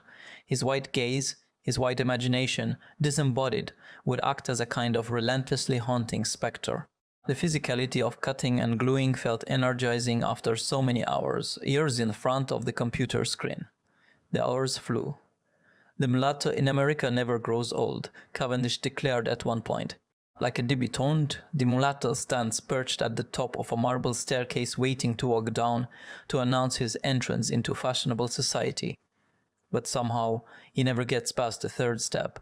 He remains perched there at the top, ready for an introduction that never happens. The mulatto, he went on, will always be the first mulatto who ever lived. For you see, my dear reader, the mulatto in America is permanently on the cusp of discovery, but never really found. He forever remains an unknowable creature, indescribable, doubtful, mysterious, and unclean. Jane understood that night, perhaps for the first time in all these years, that the book she was writing was larger than herself. She could see that it had needed to be this epic, this grand, this sweeping. She was attempting the impossible to write a history for a people without a race. Without a race, one could not have a history. And without a history, one could not have a race. That night, crawling around Brett's floor, weaving excerpts from Cavendish's essay into the margins of her essay, she felt fueled by an almost missionary zeal. She'd had to do this. She'd had to ruin her life for this project. It had been necessary, and it would be worth it. The sky was just beginning to turn light when Jane headed to bed. Lenny had fallen asleep with the new book open on his chest. Hitler's Black Victims. "There you are," he said groggily, as Jane climbed in beside him. "Were you on campus this whole time?" "I got back hours ago," she said. "I was working in Brett's office." On the way home, she'd imagined telling Lenny about Kay. They would laugh about it together, and laughing about it would assuage the terror she had felt at the sight of her colleague living in her office like a rodent. But now it seemed like it would take too much energy to explain, more than she could spare from the burning fever she felt for her book, this new dimension she had brought to it. It was all making perfect sense. "Lenny, I think I'm almost there," she said, laying her head on his chest. "I can see the end in sight." And Lenny stroked her hair and mumbled as he drifted off, "Keep this mulatto girl writing." Chapter 4. Jane hadn't expected to finish her book so soon. But once she'd written the words, "years from now, that will be us," she knew. She'd reached the end. It was March. She did the math. It had been 9 years and 6 months since she'd started the thing. She had been young when it began, and now she wasn't. She sat at Brett's desk listening to the coyote pups yelping in the canyons, tears streaming down her cheeks. The actress was dead, washed out to sea, but Jane had looped back in the final paragraphs to something more hopeful, a scene from 150 years earlier. On that mountain top in post-Reconstruction Tennessee, all those free people of color, those Melangans cavorting, playing their banjos, and dancing beneath the pinkening sky in their newly formed triracial isolationist community. It was a scene of jubilation, but also of dread, for the free people of color did not know what the reader knew, all that lay ahead, Was this in fact the right ending? Should the actress, the great-great-granddaughter of that first Melangen, really drown herself off the coast of Malibu? Or should Jane find a way to save her? Jane caught herself doing that thing where she second-guessed herself. She had to stop. She wiped away her tears. She needed to send the book out before she started to fuss with it again. The actress would die. The novel was called Nusu Nusu. On Swahili, the phrase meant partly. Jane had learned it years before at a dinner party where she'd sat beside the son of a Kenyan diplomat. He'd explained to her that in his land it was the term for people who were mixed race, like Jane. She'd liked the redundancy, the slightly taunting repetition of the phrase. She closed the file, which she was surprised to see had swelled to more than 150,000 words. She spent the next 20 minutes trying to draft an email to her agent to go along with it. Honor would be pleasantly surprised to get it, maybe even shocked.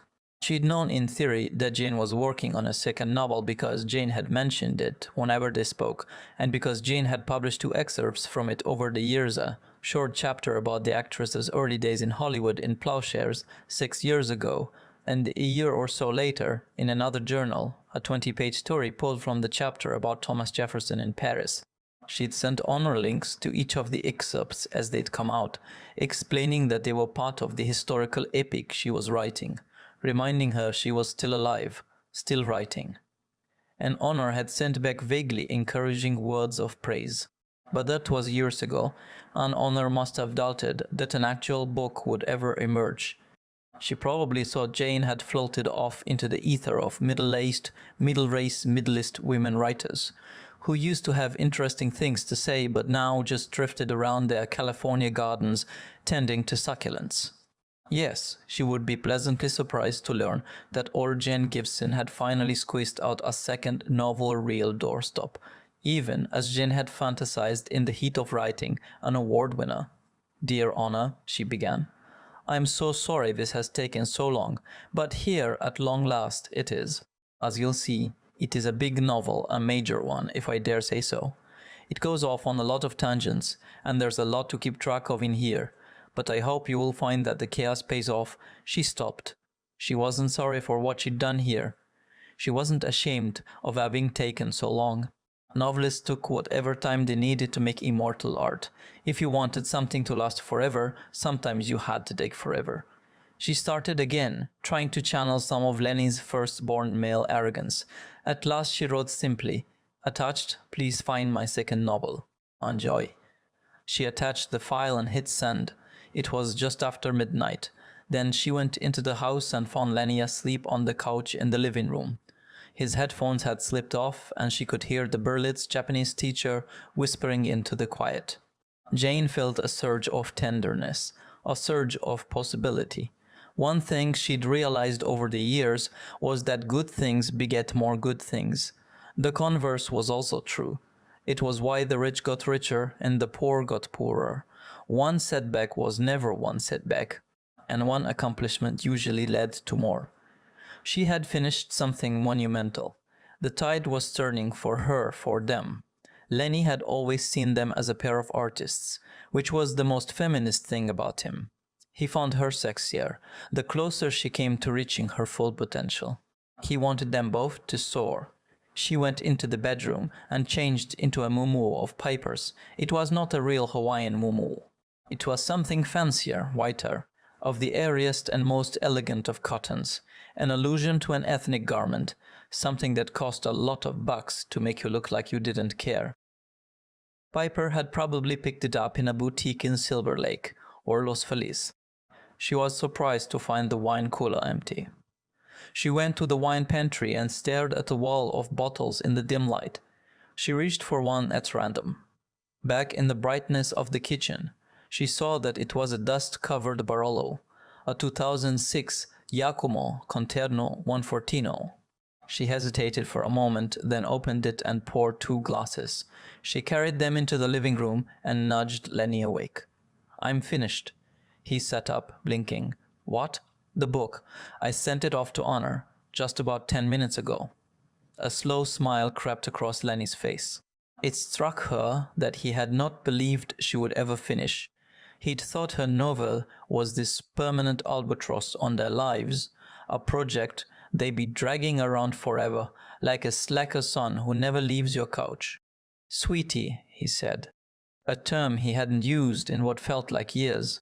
"Congratulations, this is huge." "Listen," she said, "don't call me cheesy, but I want to say something. I'm so grateful to you and the kids for sticking by me through it. The first thing I thought when I pressed send was that I wanted to come look at you all. I've missed you. I've missed real life." Lenny took her hand and kissed it. "All I've ever wanted was for you to do your art, babe. And you have. I'm proud of you." He sat back and sipped his wine, staring at the fireplace. "So what happens next?" he said. "Remind me how you book people do it." She explained to him how she thought it would go. Honor would be surprised, so surprised by what Jen had pulled off, and she'd be amazed by the scope and ambition of her project. After reading it, she'd send it to Jane's old editor, Josiah, who would read it and be amazed and surprised too. He'd make his offer. Assuming he offered enough money, Josiah had not paid much for her first novel, but it had not been anywhere near as ambitious as this one. Jane would stay with him. He hadn't been a perfect editor, but she felt he'd been good enough, loyal and respectable. A respectable man at a respectable house, the devil she knew. Plus, Honor had told her once that it was best to keep her books under one roof. She imagined staying with Josiah would allow him to reissue her first book, its importance all the clearer in relation to this one. And once she had a deal, Jane could go back to Miskling with proof that she was a writer who could fulfill her promise, and she'd get tenure, which wasn't wealth but was something possibly better, a kind of stability she'd never had before. "This Barolo is exquisite," Lenny said. "Brett really knows his way around the wine store." He looked at her. "You don't think he's going to make us replace all the bottles we drank, do you? Come on. Brett's like a brother. He won't care." She leaned her head back, sighed. "Do you think our luck is changing?" "I don't believe in luck. I believe in resilience. As an artist, you have to be resilient above all else." He lifted his glass. "Here's to your sticking with it." Jane went to stand in front of the window. The garden glowed like a scene in a fairy tale, thanks to the automatic lights Piper had installed. They turned on every evening when the sun went down, little solar-powered jewels hidden in the flora, casting her reflection back to her. She wondered what a younger version of herself, Brooklyn Jane, would think if she could see them now if she were transported here by some kind of ghost of Christmas future.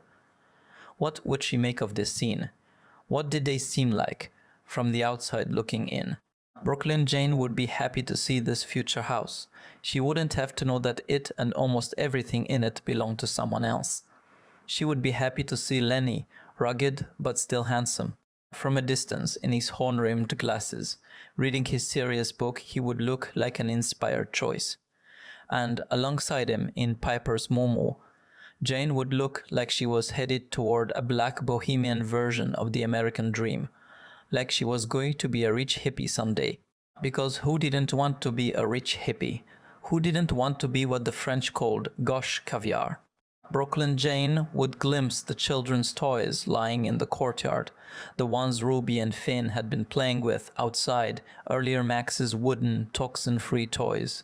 And she would be delighted to know there were children living here in her future. She would know just from looking that she was going to give birth someday, that she was going to have a Dwell magazine house in the hills, and an interesting husband with paint stains on his pants. She was going to spend evenings lounging barefoot in a muumuu talking to her husband about her accomplishments and career goals. She was going to triumph with her second book, a man-spreading major American novel. She was going to become the voice of her people. Jane could almost see Brooklyn Jane standing out there in the garden in her parka and her combat boots, her rain-tangled hair. She would know she was going to make it to this promised land, the sunshiny present.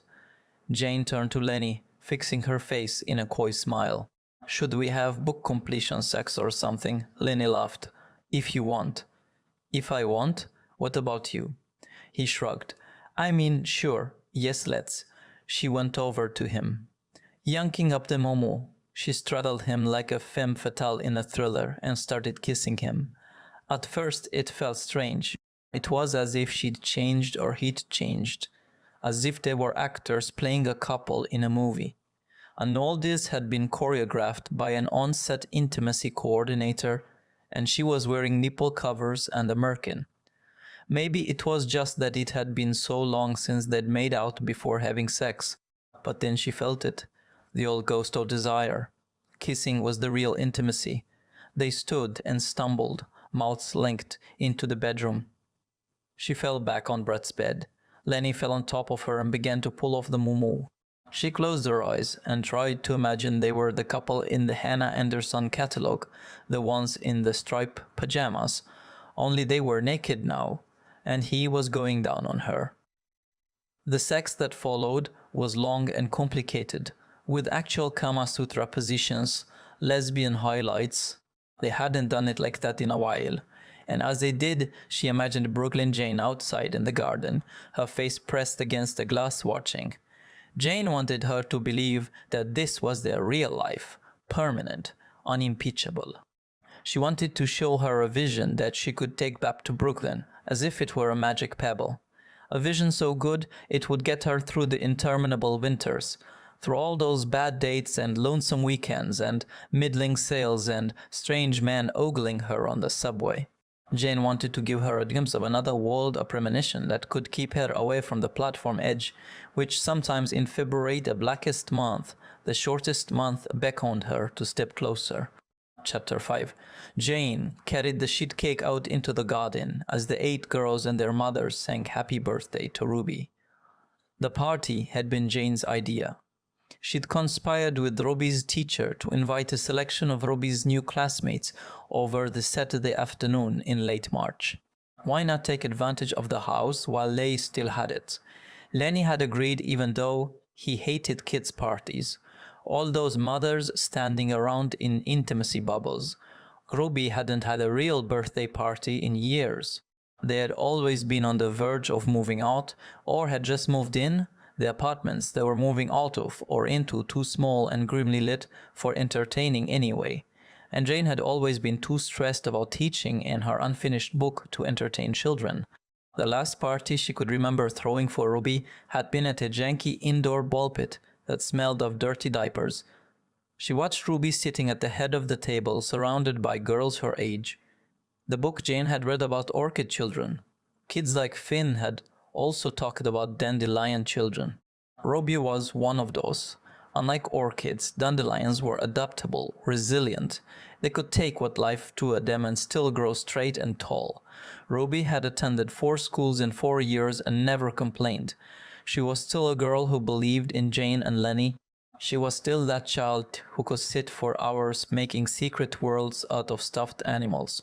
She could still throw her body across their laps like a cat and climb up her daddy's shoulders. She still sometimes crawled into bed with them at night to cuddle when she'd had a nightmare. But she was growing up into this beautiful, resilient girl, steady and strong. The mothers were the demographic that peppered this mountaintop, formerly hot moms, formerly hip moms, formerly ambitious moms, white women now over 40, slightly diminished but still wanting more. Rapacious white women. They had moved on to their next chapters. Their second careers, jobs Jane had not known were jobs. Already today, she'd been introduced to a kitchen healer, a jewelry maker, and a sweet, mossy woman who called herself an abortion doula. These were women who had not made enough money to send their kids to private school, but who made just enough to live in this neighborhood with the blue ribbon public school. She watched them ogling Brett's house now, flickers of envy and awe crossing their faces. They were an aesthetically sophisticated lot who appreciated this house and its ironic twist. What a cool trick, one of them had exclaimed as they came out into the courtyard and took in the garden and the floor-to-ceiling glass. Suddenly, they were interested in Jane, the standoffish new mother they hadn't paid much attention to before. She could feel them trying to suss her out, suss Lenny out, suss Finn and Ruby out. What had appeared to them as a regular public school family had transformed into something glittery, deracinated. This house made them seem like lucky, special Negroes.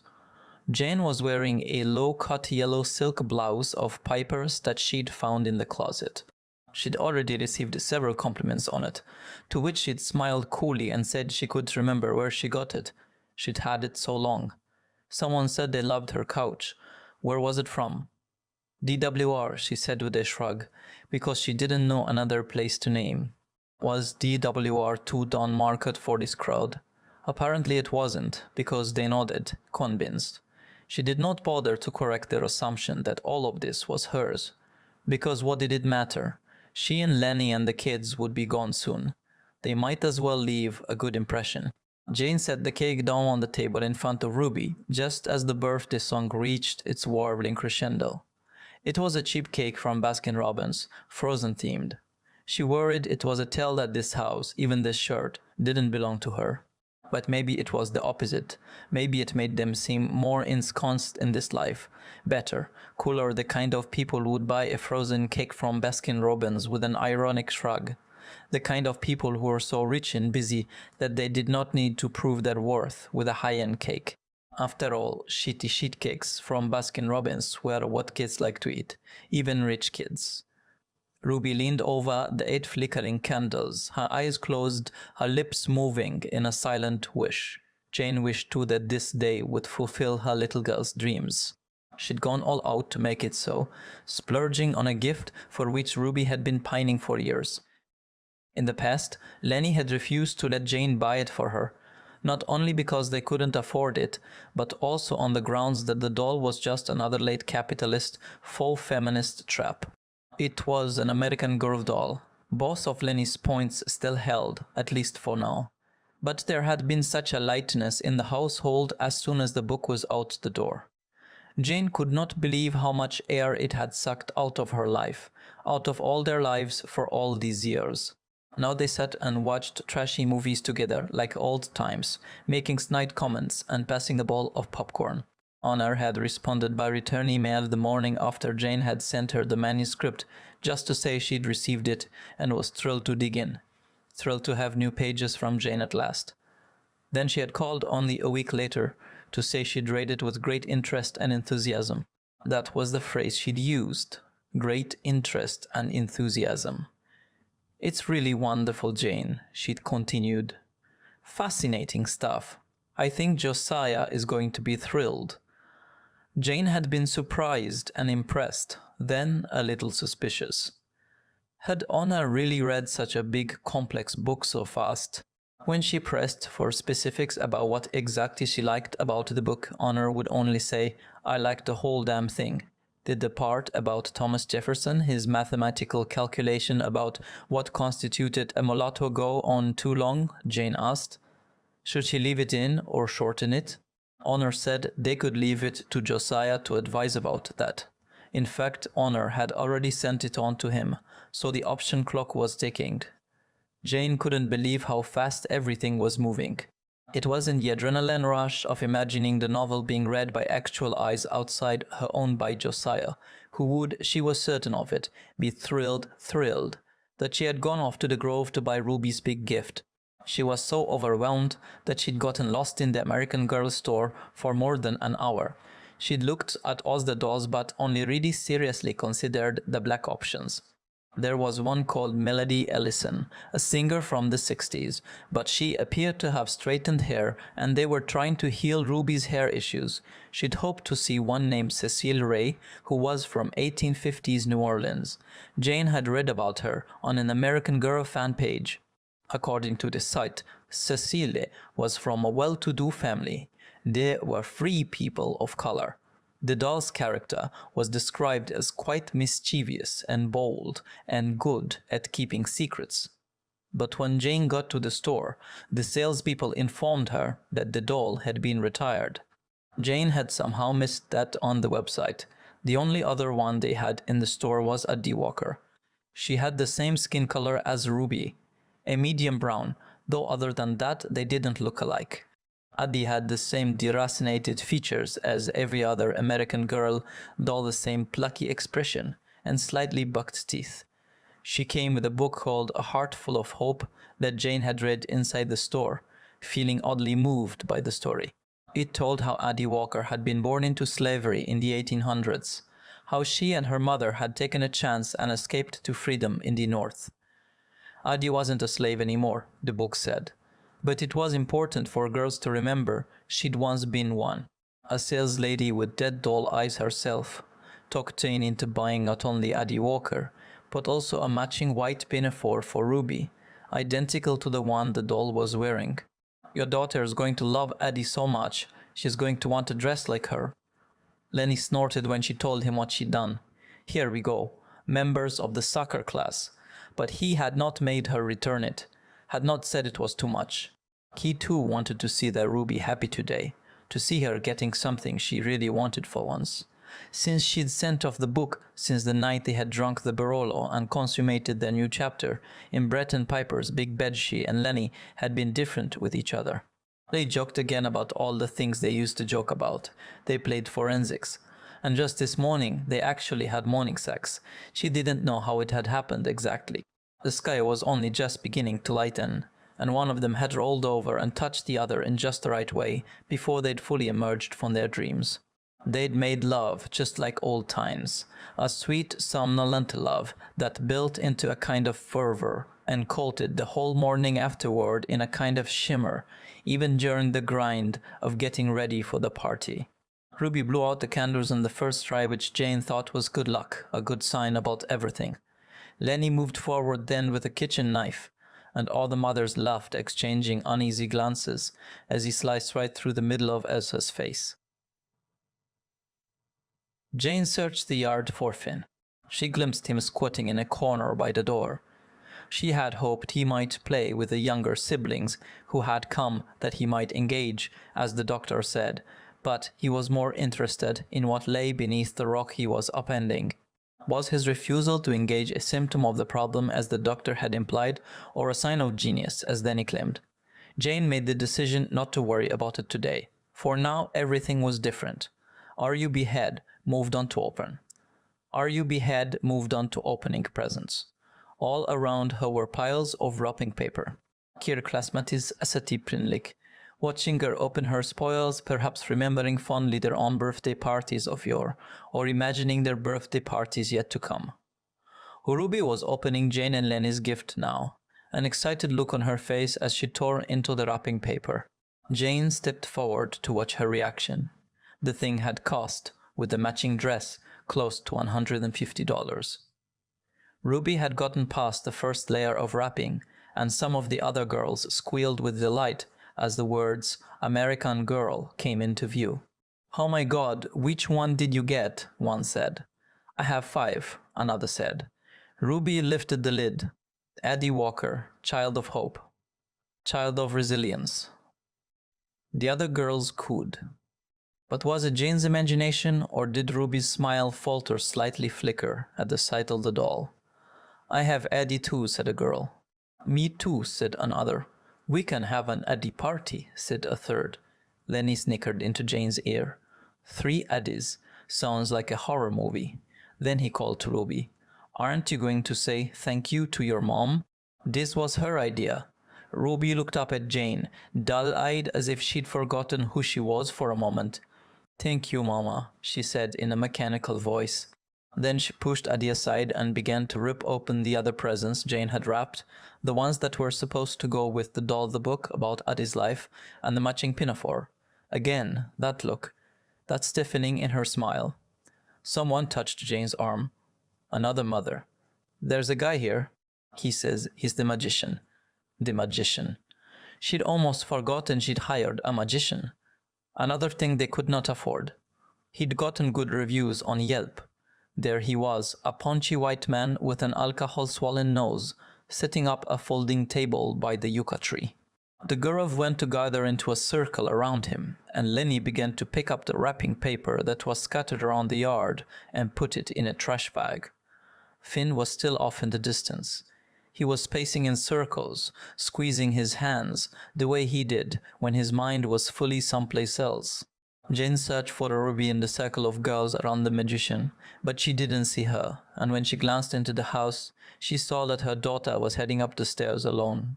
Jane followed and found her in her bedroom, face down on the mattress, crying softly. Jane felt a slamming terror in her chest. This wasn't right. This wasn't how it was to go. The shirt on her back wasn't hers. The house she was standing inside wasn't hers. Her child was crying on her own birthday and everything was wrong, wrong. The feeling Jane carried around always that everything good was about to evaporate, that she was about to be exposed came rushing back. It had never left her. "What is it, Ruby? Tell me." Ruby lifted her tear-stained face. "The doll. I don't want her. And I feel badly I don't want her. You bought her for me, and I don't want her." Jane wanted to cry herself. She wished silently that they'd kept to their original parenting plan, the no media, no white princess movies plan. But here they were. "What don't you like about her?" Jane tried to keep her voice neutral, like a mother in an after-school special. "I know what you're thinking," Ruby said into the pillow, her voice muffled. "But it's not because she's black." "Oh." Jane was mildly relieved, but she didn't believe Ruby. Of course, it was because the doll was black. "What is it then?"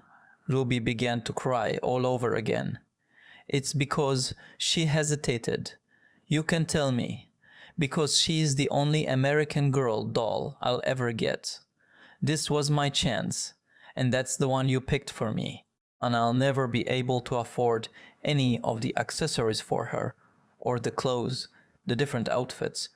She'll have to wear that nightgown forever, and I'll never be able to afford to buy another. I can't have Kaya or Samantha, who I really wanted. She's the only American Girl doll I'll ever be able to get, and you're not supposed to buy just one, Mama. The whole point is you collect them, all the different American girls. But I won't be able to do it. I'll only have Eddie for the rest of my life." Jane saw them, the floaters in her vision that came sometimes unbidden and could not be blinked away. Shadowy shapes the doctor had assured her were due to her retina shape. Protein deposits, nothing serious. "Maybe we can afford another outfit for her," she said. Ruby began to cry even harder. Jane tried again.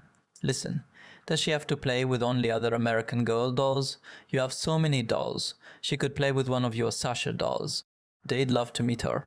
The Sasha dolls were hand-me-downs that had been Jane's as a child, racially ambiguous dolls from Europe that her mother had found somehow, somewhere. They were collector's items now. Ruby had taken to them and used to play with them for hours, loving even their imperfections, the places where they'd been broken and put back together with rubber bands by Jane's mother in her doll hospital, the permanent marker lines on their faces where Jane had tried to apply makeup. Ruby had found those war wounds magical, signs that her mother had once been a child, but she had stopped playing with them this past year, seeing their marks and scars as evidence of everything that was deficient in her life. Jane should have known better than to risk an American Girl doll. You don't understand anything," Ruby said accusingly, sounding suddenly like a tween, as if this birthday had somehow fast-forwarded their lives to a whole new level of complication Jane was not ready to face. "Everything's about to change," she said, stroking her daughter's back. "I've finished the book and it's all about to change." Jane did understand. She'd had her own childhood of moments just like this. She too had parents who were overeducated and underpaid. It was the worst combination. They had raised her and her sister in a ghetto of artists and poets, guaranteeing that they would be alienated from rich children and poor children alike, thanks to a cultural and political vocabulary that suggested class and privilege without actual class and privilege caviar, without the actual caviar. Jane remembered wishing, at a certain point Ruby's age maybe, that she came from a dignified working-class immigrant family. Her kind of poverty was the loneliest kind, the least dignified kind, because her parents had chosen it.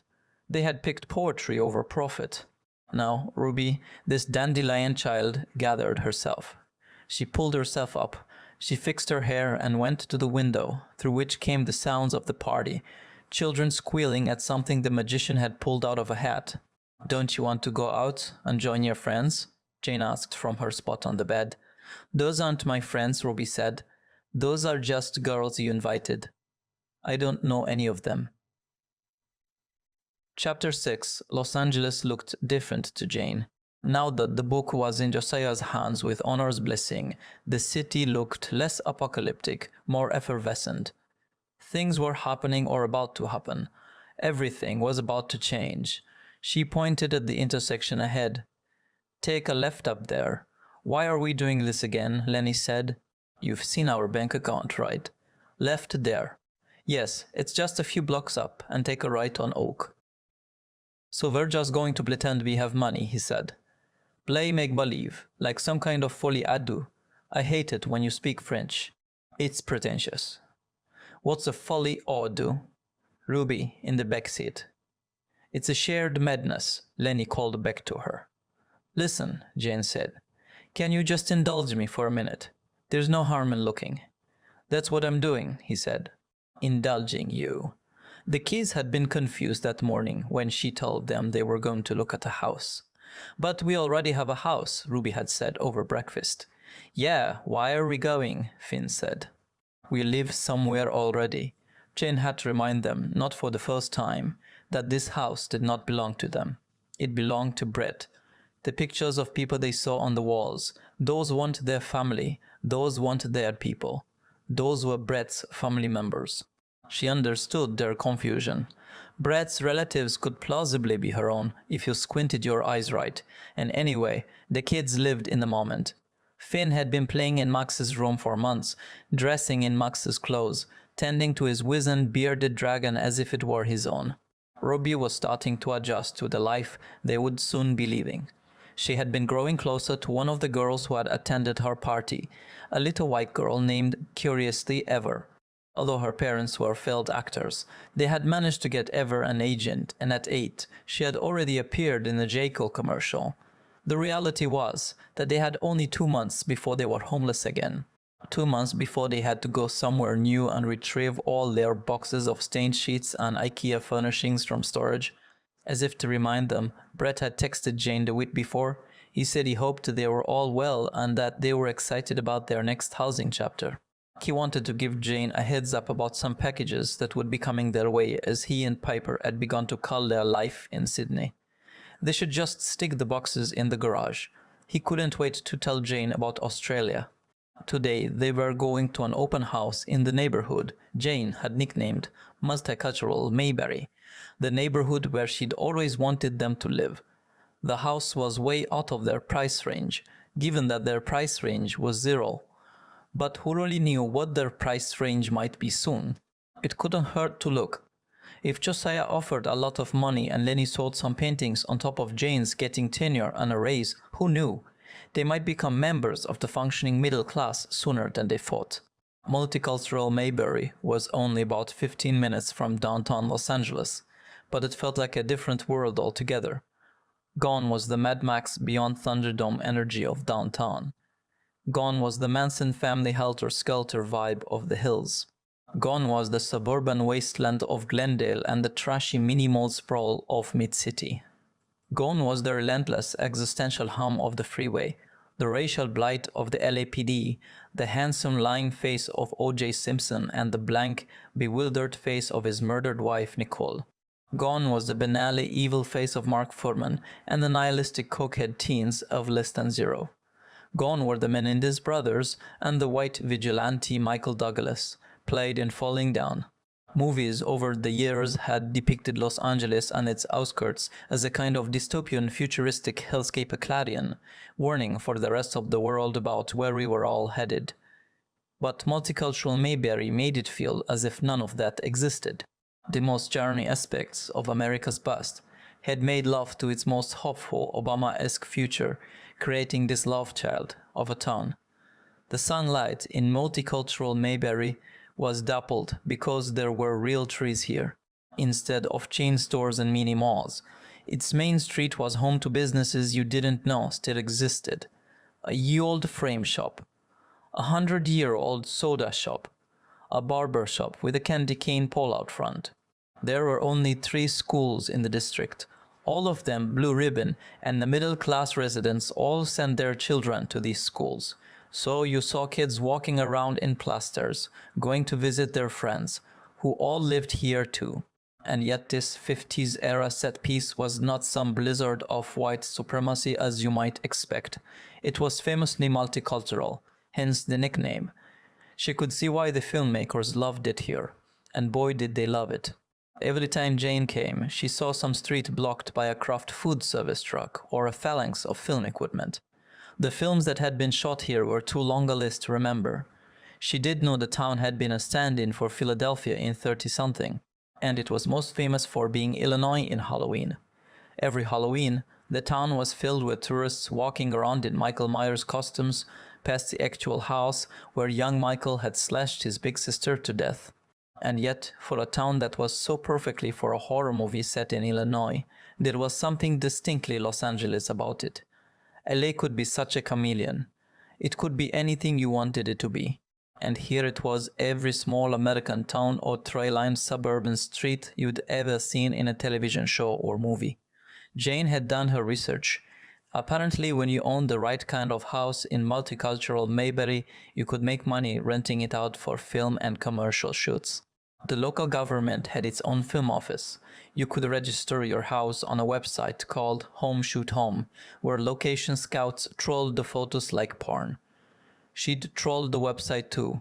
According to its FAQ page, homeowners stood to make the most money if their house had no pantries visible from the street and no swimming pool visible from the backyard. Apparently, it was best to go easy on the stainless steel appliances. You didn't want the home to look too obviously California. You didn't want to alienate the middle class in middle America with your wolf stove. You got the most requests if your decor was formally Pottery Barn rather than design within reach. You wanted your house and street to be able to pass as Anywhere USA. Now Jen actually felt her blood pressure dropping, her body humming, as they cruised down the street searching for the turn. "Why are we going to look at a new house again?" Ruby said from the back seat. "Yeah, why are we looking?" Finn said. "We already have a house." "I don't want to move again," Ruby said. "I like it on the mountain." "I know, sweetie," Jane said, "but that house belongs to Brett. That's why we're here. We're trying to find our forever home." "Who's Brett again?" "My friend," she said, "the owner of our house." Lenny sighed. He hadn't thought it wise to confuse the kids more by looking at an open house they could not afford. He thought they should spend the time looking for a rental in Burbank. He'd searched in a few he had found online. They were hideous. Jen argued that if they moved to a rental in Burbank, they would only be yanking the kids up again in a few months, when she sold their novel and got her promotion and raise. They would never want to settle down in Burbank. So Lenny had agreed to come along, and he'd agreed to wear the yellow polo shirt she'd bought him last week. "I feel like a fool," he said now, irritable behind the steering wheel. "This shirt." "You look great," Jane said. And he did. They all looked perfect. Dignified and articulate, she added. Lenny snorted a laugh. "That's the most racist thing you've ever said to me." "Okay, eloquent and Duboisian. Is that better?" "Now you're scaring me." But he was smiling a little bit. "Did you know that on the Finn planet," Finn said, "we speak our own language?" "There's no such place as the Finn planet," Ruby muttered, rolling her eyes. "It's called Satama. Kuka is the word for hello. Can you say Kuka Jawani, Mama?" "Kuka Jawani," Jane said. "Kuka Jawani." "The longer we lives here, the less he remembers about the Finn planet," Finn said. "Soon it'll be all gone. Mom, will you tell him to stop talking about the Finn planet?" The therapist at the clinic had explained to her and Finn that a conversation was like a tree. It grew in branches that flowed out from the trunk, which meant you couldn't just enter a conversation talking about something random, or you would break away from the tree. "Remember," Jane said now, imitating the therapist's sanguine tone of voice. "A conversation is like a tree." C looked up. "This is the street," she said. "The house should be right up ahead." "Is that it?" Lenny said, nodding ahead to a cluster of neighbors standing on a lawn. "No," Jane said, peering out. "That's just a lemonade stand." "Ooh, can we get some?" Ruby said. Lenny slowed down as they passed the lemonade stand, which was staffed by two little boys about Ruby's age. Both the boys were black. Their mothers, at least the women Jane assumed to be their mothers, were also black, one with a short natural, the other with long, straight hair. They were talking to a white hippie couple with a labradoodle puppy. The hippie mother was a blonde beach babe type, and beside her was a handsome shirtless dad wearing board shorts. Their tow-headed child in a princess dress, short-haired, genderless, ran in circles waving a wand, while the two families laughed together. "Look, it's your new best friends," Lenny said, as they rolled past, reading her mind. Across the street from the lemonade stand and a gathering of neighbors was the house they'd come to see. There was a realtor's sign out front. It looked even better to Jane than it had in the photos on the website. It was a rich shade of craftsman brown, and the porch was a wraparound with wicker furniture and lush potted plants. The agent was standing on the porch, adjusting pillows on a chair when they walked up. Jane thought he looked pleased by the sight of them, maybe because Lenny was a black man wearing a yellow polo shirt. Jane had noticed over the years that everybody loved a black man in a yellow polo. She watched the agent take in Finn, whom she had dressed in Max's slacks and red t-shirt and Converse sneakers. She'd found a new product for his hair that held the curls in place, so black women wouldn't give her the side eye at the park anymore. Jane had done Ruby's hair in tight braids on either side of her face, using plenty of conditioner to smooth the frizz away, and she wore a new outfit Jane had charged at the mall. White leggings and pink t-shirt over a light green undershirt, sparkly pink sneakers, a little girl from a Hannah Anderson catalog. The agent introduced himself as Steve. Lenny said he thought they'd met before. Had they met before? Steve said he was an actor, and that he'd been in a few episodes of 2.5 Men. He said this was a fun showing for him today, since he and his husband lived only a few blocks away. "You're gonna love it here. This neighborhood is Los Angeles' best kept secret." "You don't have to convince her," Lenny said. "She's obsessed with this area." Steve asked what they did for a living, and when Lenny told him he was a painter and Jane was a novelist, the man's eyes went wide. "Perfect. I could totally see you all living on this street. You'd fit right in." Jane knew he was trying to signal to them what they already knew, that they wouldn't be the only black people on the block, and that the black people on the block were also special, creative, black people like them. Lenny asked Steve if he played tennis, and Steve said he did, and they began to talk about tennis. Jane watched them, pleased to see Lenny relaxing. He tended to enjoy the company of a certain kind of snarky but cheerful gay man, and men like that tended to like him back. Lenny got along well with sardonic lesbians too. It was all part of a side of Lenny that Jane knew was there, but usually remained hidden. It was the side of him Jane considered the real Lenny, the side of him that played tennis twice a week at a court in Pasadena with a white anesthesiologist he had met at a coffee shop. The side of him that still cut his food with his elbows off the table and who signed official documents with a weird dandish flourish. The side of him who, when Jane returned from the ladies' room in restaurants, still rose from his seat with the gentlemanly bow of a man who once upon a time attended the Lynx ball on the arm of a willowy butterscotch girl named Charline. Lenny was the son of Margaret Hope Gibson and Dr. Charles Jessup Thompson, younger brother of Sheila DuBois Gibson Thibodeau-esque. Lenny generally kept that self well hidden beneath his assertively ashy hands, his paint-splattered cargo pants, his overgrown afro. He hid it behind a glowering passport photo, inside a passport filled with stamps of war-torn countries. He hid it beneath the guise of the simmering, iconoclastic, neo-socialist outsider artist. "Come on, let's go see the backyard," Ruby said to Finn, and hand in hand the children ran off down a long hall, their feet slapping on the wood floors. Lenny called after them, "Don't run, kids, this isn't your house." Then he and Steve shook their heads, laughing. Jane could hear his gruff facade melting away as he and Steve laughed at the children bonded over being beleaguered dads.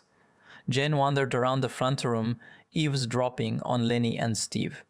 Steve was giving the official spiel, telling Lenny all the things he had to tell a potential homebuyer: how the house was built in 1908 but had been gutted and renovated by a firm that specialized in turn-of-the-century homes. They had kept many of the original details, he pointed out, but had made everything functional for a new era. That was the name of the firm, he said. Functional Classics. Whoever had staged the house had gone for California casual meets world traveler meets Nantucket preppy. Jane found she liked the style. She wandered around touching objects, imagining her and Lenny and the kids moving right into this staged life. Just then, another family appeared at the door. It was a couple with a baby. They were 7 years younger than Jane and Lenny, attractive, well-dressed, slightly hip, both Asian. The man wore black, arty glasses and expensive sneakers. The woman held a plump child in a baby bairn strapped to her chest. "You must be Ken and Emmy," Steve said, walking to shake the man's hand. After cooing over the baby, Steve gave them the same spiel he'd given Jane and Lenny. The man, Ken, spoke with a strong Japanese accent. Jane could hear him saying that he and his family had just moved here from Osaka. He was a musician who had been hired by the LA Philharmonic. Jane saw Lenny watching him from the kitchen door. "Perfect," Steve was saying. "I could totally see you all living on the street. You'd fit right in." The couple moved around, examining the front room and speaking in hushed Japanese. When they got to the kitchen, Lenny said something in Japanese. The man looked startled, then broke into a smile. He said something in Japanese back to Lenny, and the next thing Jane knew, they were having an actual conversation. Jane listened, surprised. She knew Lenny had been practicing, but had not realized he'd gotten to the point where he could converse. Now Lenny was holding his hands around his face like a picture frame, tilting his head from side to side. Whatever he was saying made the man laugh, point a finger at him, and start to do his own routine. He made his arms flap like a bird, saying, "Harupu, harupu." Then he shook Lenny's hand, still laughing. Lenny called out to Jane, "Ken's from Osaka, from one of my favorite neighborhoods." "Isn't that funny?" Jane fixed her face into what she hoped looked like a smile, nodded, then wandered down the hallway away from the sound of Lenny's voice, his strangely fluid Japanese, feeling a tightness in her chest, a dread that something terrible was happening, or about to happen, though she couldn't say what. She went toward the sound of the children's voices. She found them in the kids' bedrooms, which were connected by a large bathroom, Jack and Jill style. The stager had arranged the rooms to look like a real little boy and little girl lived there. On the wall in the boys' room, letter blocks spelled out Beckett, and in the girls' room they read Stella. Ruby sat on the floor of Estella's pink and purple girls' room, playing with the dollhouse. Finn had flopped down on a giant beanbag chair and was looking at a book he'd pulled off Beckett's shelf, a real book in this fake child's room, a book about insects. As children, Jane and her sister had been part of a program called Mezzo that bussed a select group of black children, a talented 2%, as it were, from the inner city of Boston to the suburbs. Not too many, just enough to sprinkle those suburban white schools with seasoning. Jane had been sent to a school in Brookline, where she made a friend, a one white girl with a funny laugh named Emma. The girl lived in a neighborhood not unlike this one, an East Coast version. Apparently it was heavy on doctors because it was nicknamed Pill Hill. The big old houses on those ancient oak-lined streets were filled with stolid, professional, upper-middle-class liberal families. Emma's father was a doctor and her mother, some kind of lawyer, and Jane had been aware, even at 11, that they liked having her around, what it said about them and their daughter, who had befriended her. She could see it in Emma's mother's smile. Emma had a dollhouse like the one Ruby was playing with now. Jane had loved to play with it when she was visiting. Once Emma had told her that the dollhouse was made in Walpole Prison, in a special program her mother had organized that taught the incarcerated men how to do woodwork. That dollhouse, Emma told Jane, had been made by a man who had been sentenced to die for murder. Wasn't that creepy? Jane had spent many nights at Emma's house, but she'd never taken Emma back to her own house. That was an unstated understanding. And on those sleepovers, she would lie on the trundle bed in Emma's room long after Emma had fallen asleep, imagining that Emma's house was her own, that Emma was a guest sleeping over at her house. She would reverse everything in her mind. Jane's father once told her that white people believed, deep in their hearts, that black people would all choose to become white if they could. But black people didn't want to be white, he had told her. They only wanted to have what white people had. He had said race was always about money, and money was always about race. That's what white people didn't understand. Black people wanted only a big yellow Victorian on the hill, not to be the white people who lived there. And it was true that Jane never once wanted to be Emma, with her flaxen hair and her freckled nose. She did not want to have parents like Emma's. She wanted only their house. Jane watched Ruby play now, her mouth filled with the bitter taste of want. She hungered for this house, but it was bigger than that, this want. Mulatto children of peripatetic artistic hippies did not want to age into being peripatetic mulatto adults with children. It was an endless loop. She wanted a real middle-class home, the way only a half-caste child of 70s-era artistic squalor wants a home. She wanted her children to know what it felt like to be bored and listless in a house whose corners they knew as well as their own faces. Ruby was roughly handling one of the dolls, a kind of knockoff American Girl, as she pulled off its clothes. "Be careful with her, Ruby," Jane said. "This isn't our house. She isn't your doll. She's just there to show you what an actual house could look like." Her voice sounded thin, reedy, empty. She could hear out in the front of the house the sound of voices speaking Japanese, Lenny's and the man's, laughing together at some inside joke. And, through some trick of angles, when she craned her neck to look in the mirror on the bedroom wall, she couldn't see herself. She wasn't there. She could only see the art in the hallway behind her. For a moment, she was overwhelmed with the fear that she didn't exist. She eyed the empty mirror, lightheaded now, not quite breathing. But then she forced herself to step forward, to look from another angle, and sure enough, her reflection appeared, clear and ordinary, and the feeling dissipated. There was nothing to be afraid of, not yet. Chapter 7. Her agent called that afternoon while Lenny was at the park with the kids. It had been 3 weeks since they'd last spoken, 3 weeks since Honor had said all the empty, effusive things she'd said about Jane's book, 3 weeks since she'd sent the book out to Josiah. Jane. Honor's voice sounded far away. "I'm calling from Germany, Düsseldorf." "What time is it there?" Jane asked. "Tomorrow or yesterday?" "Good one." Honor laughed. "I have no idea. How are you?" "I'm fine," Jane said, feeling fine, really, though eager to hear what Josiah thought about the book. "How are the kids?" "They're doing well." "You know," Honor said. "You and Lenny should take the kids to Germany sometime. It's dreamy for children, all these big squares." "Yes, we should." "How old are they now?"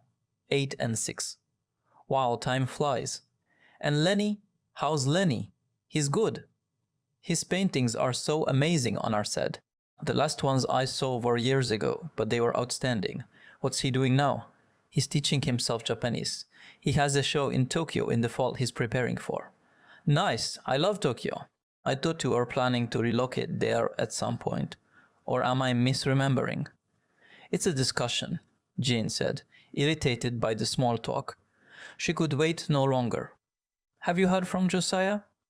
Honor went silent for a beat, and in that beat Jane felt dread creep in.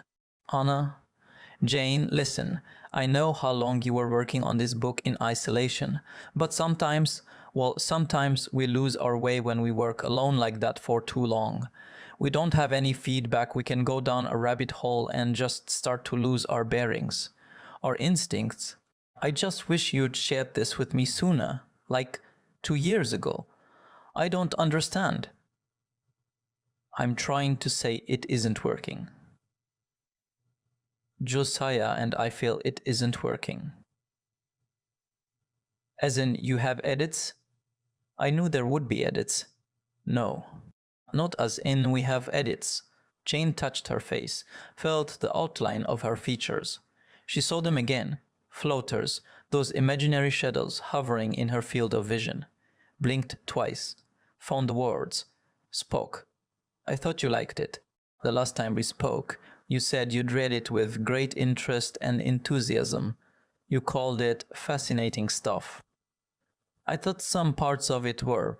But listen, after talking to Josiah and getting his feedback, I took another look and I really see his points. Jane tried to remember any specific things Honor had said she liked about the book, but she couldn't think of any. And now she understood a flash of shame that Honor had not read it at all, or that she'd only skimmed it. I really think Josiah puts it best. Should I just read you the letter he sent me? Later, Jane would only remember certain phrases.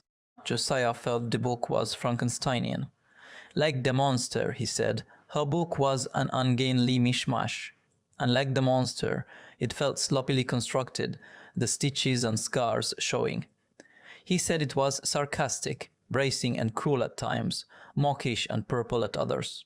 It bewildered him. He had no idea why she was cramming all these figures together.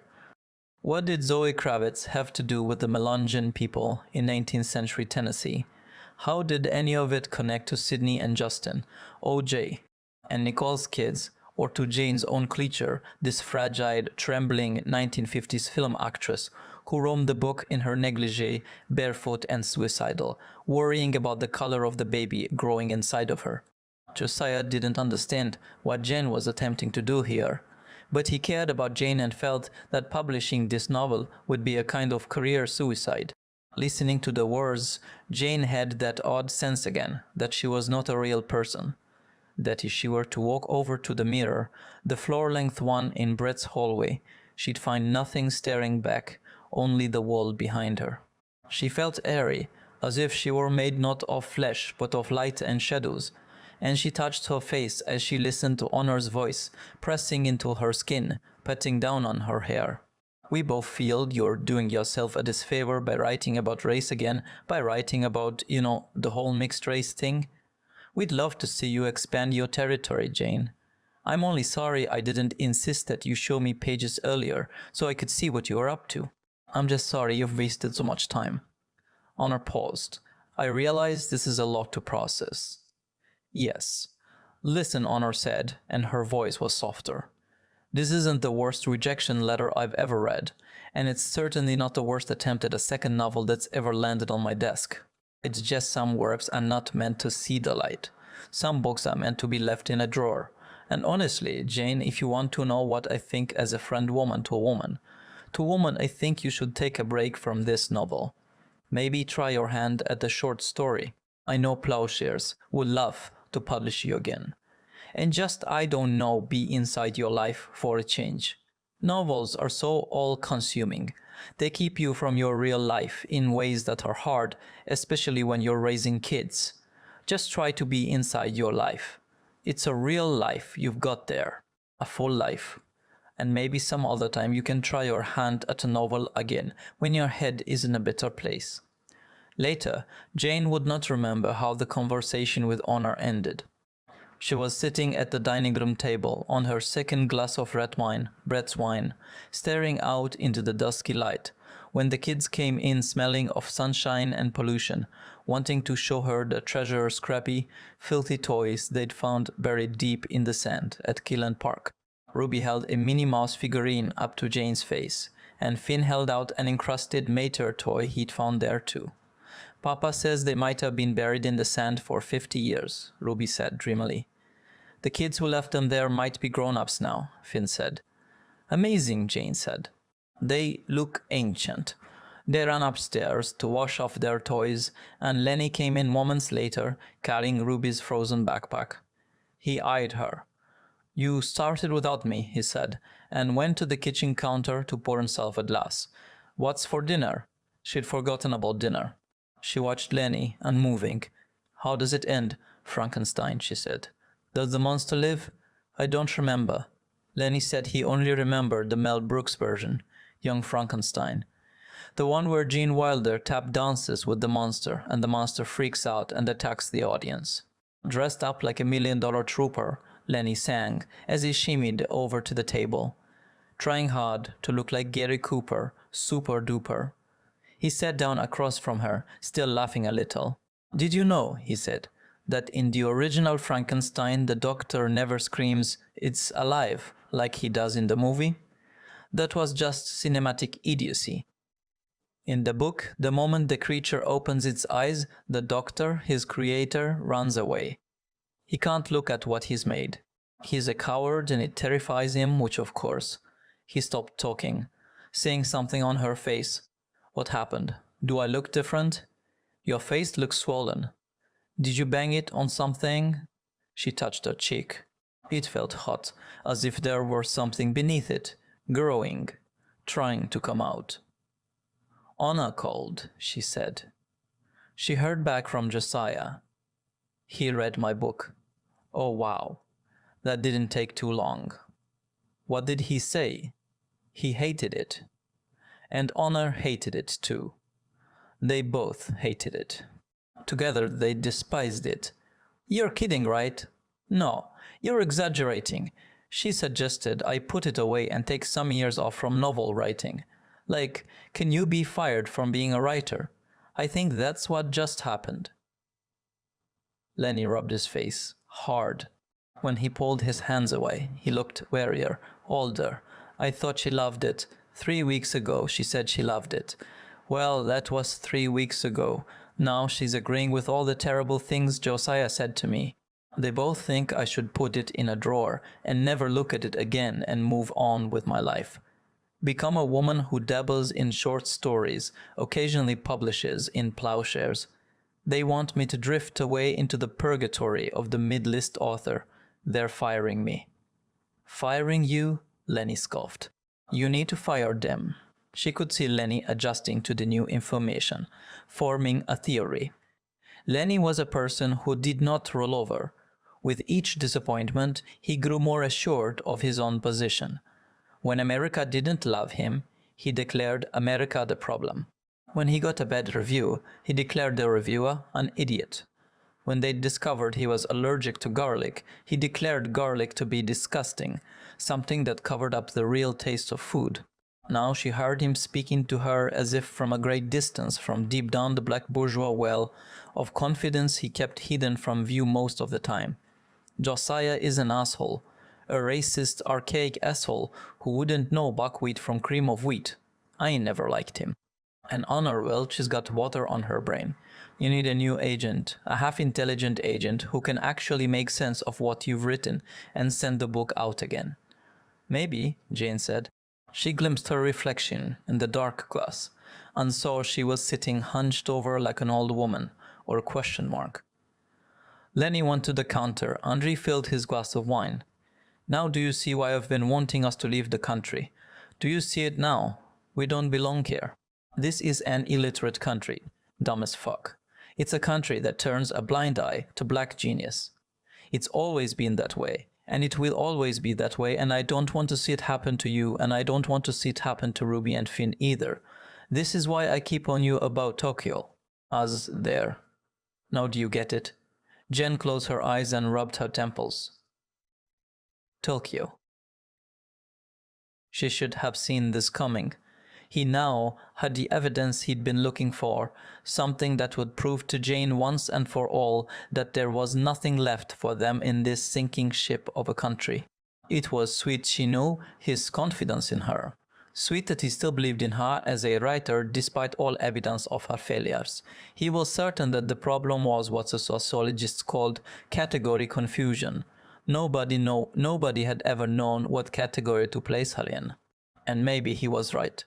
After all, in America, the land of sorting, that was a kind of death. Lenny was still in the kitchen, pulling a package of macaroni and cheese out of the freezer, unwrapping it, placing it in the microwave. Sweet too, how he thought of the children. He was making the children supper after taking them to the park. Ruby came downstairs just then in her frozen dress and blonde wig and began singing "Let It Go" in front of the floor-length mirror. Finn came down after her, carrying an armful of trucks. He squatted in the corner of the living room and began lining them up in a row on the floor, from small to large. That was supposed to be one of the symptoms, she thought, watching him, his interest in order and sequencing. Ruby spun in circles. "The snow glows white on the mountain tonight," she was singing. "Not a footprint to be seen." The microwave beeped. Lenny took out the macaroni and cheese, stirred it, and then carried it past the children to the sofa. He sat down, turned on the TV, and began to shovel the food straight into his mouth from the container. "I thought that was for the kids," Jen said, but he didn't seem to hear her. He'd found a station playing Jowls, turned up the volume, and continued to eat as he watched. Jane watched him spooning more food into his mouth, watched his lips move, overcome by a feeling she didn't like. It wasn't quite hatred, but it wasn't nice. Unwanted thoughts tumbled through her brain. Not just about the mac and cheese, but about Lenny himself, his poverty and his failure. If she'd had a better husband, she'd have written a better novel. If she'd married a better husband, she'd have written so many better novels by now. She rose and headed across the lawn to Brett's writing studio, the scene of the crime. As she stepped inside, she remembered that first day working in this office, 8 months ago, when she'd leaned back and swiveled in Brett's chair, so excited to have a space of her own at last. The office had looked so clean and orderly then, a space where you could really finish something. Now she looked at the mess she'd made. When was the moment she'd allowed this horror of a book to take over? The pages were everywhere, spread across the floor, strewn across the desk. The charts and timelines on the wall, the photos she had taken the liberty of printing on Brett's color printer, a panoply of mulattoes and the people who had made them. There was a photo of Carol Channing at the center, with her hair in a platinum blonde mushroom cut. She appeared to be laughing at Jane, her eyes twinkling with amused contempt. Jane felt unsteady on her feet. She went to sit at Brett's desk. There was a window open above her head. Sound traveled across the courtyard from the main house. She never felt so far away, and yet somehow not far enough. She could hear the movie Lenny was still watching, Jaws. Chief Brody was saying he's eating his way right through that line. She could hear Finn asking Lenny if they had sharks like that in Santa Monica. Then Ruby saying, "I'm scared." Jane considered going in to tell Lenny to turn it off, but she didn't move.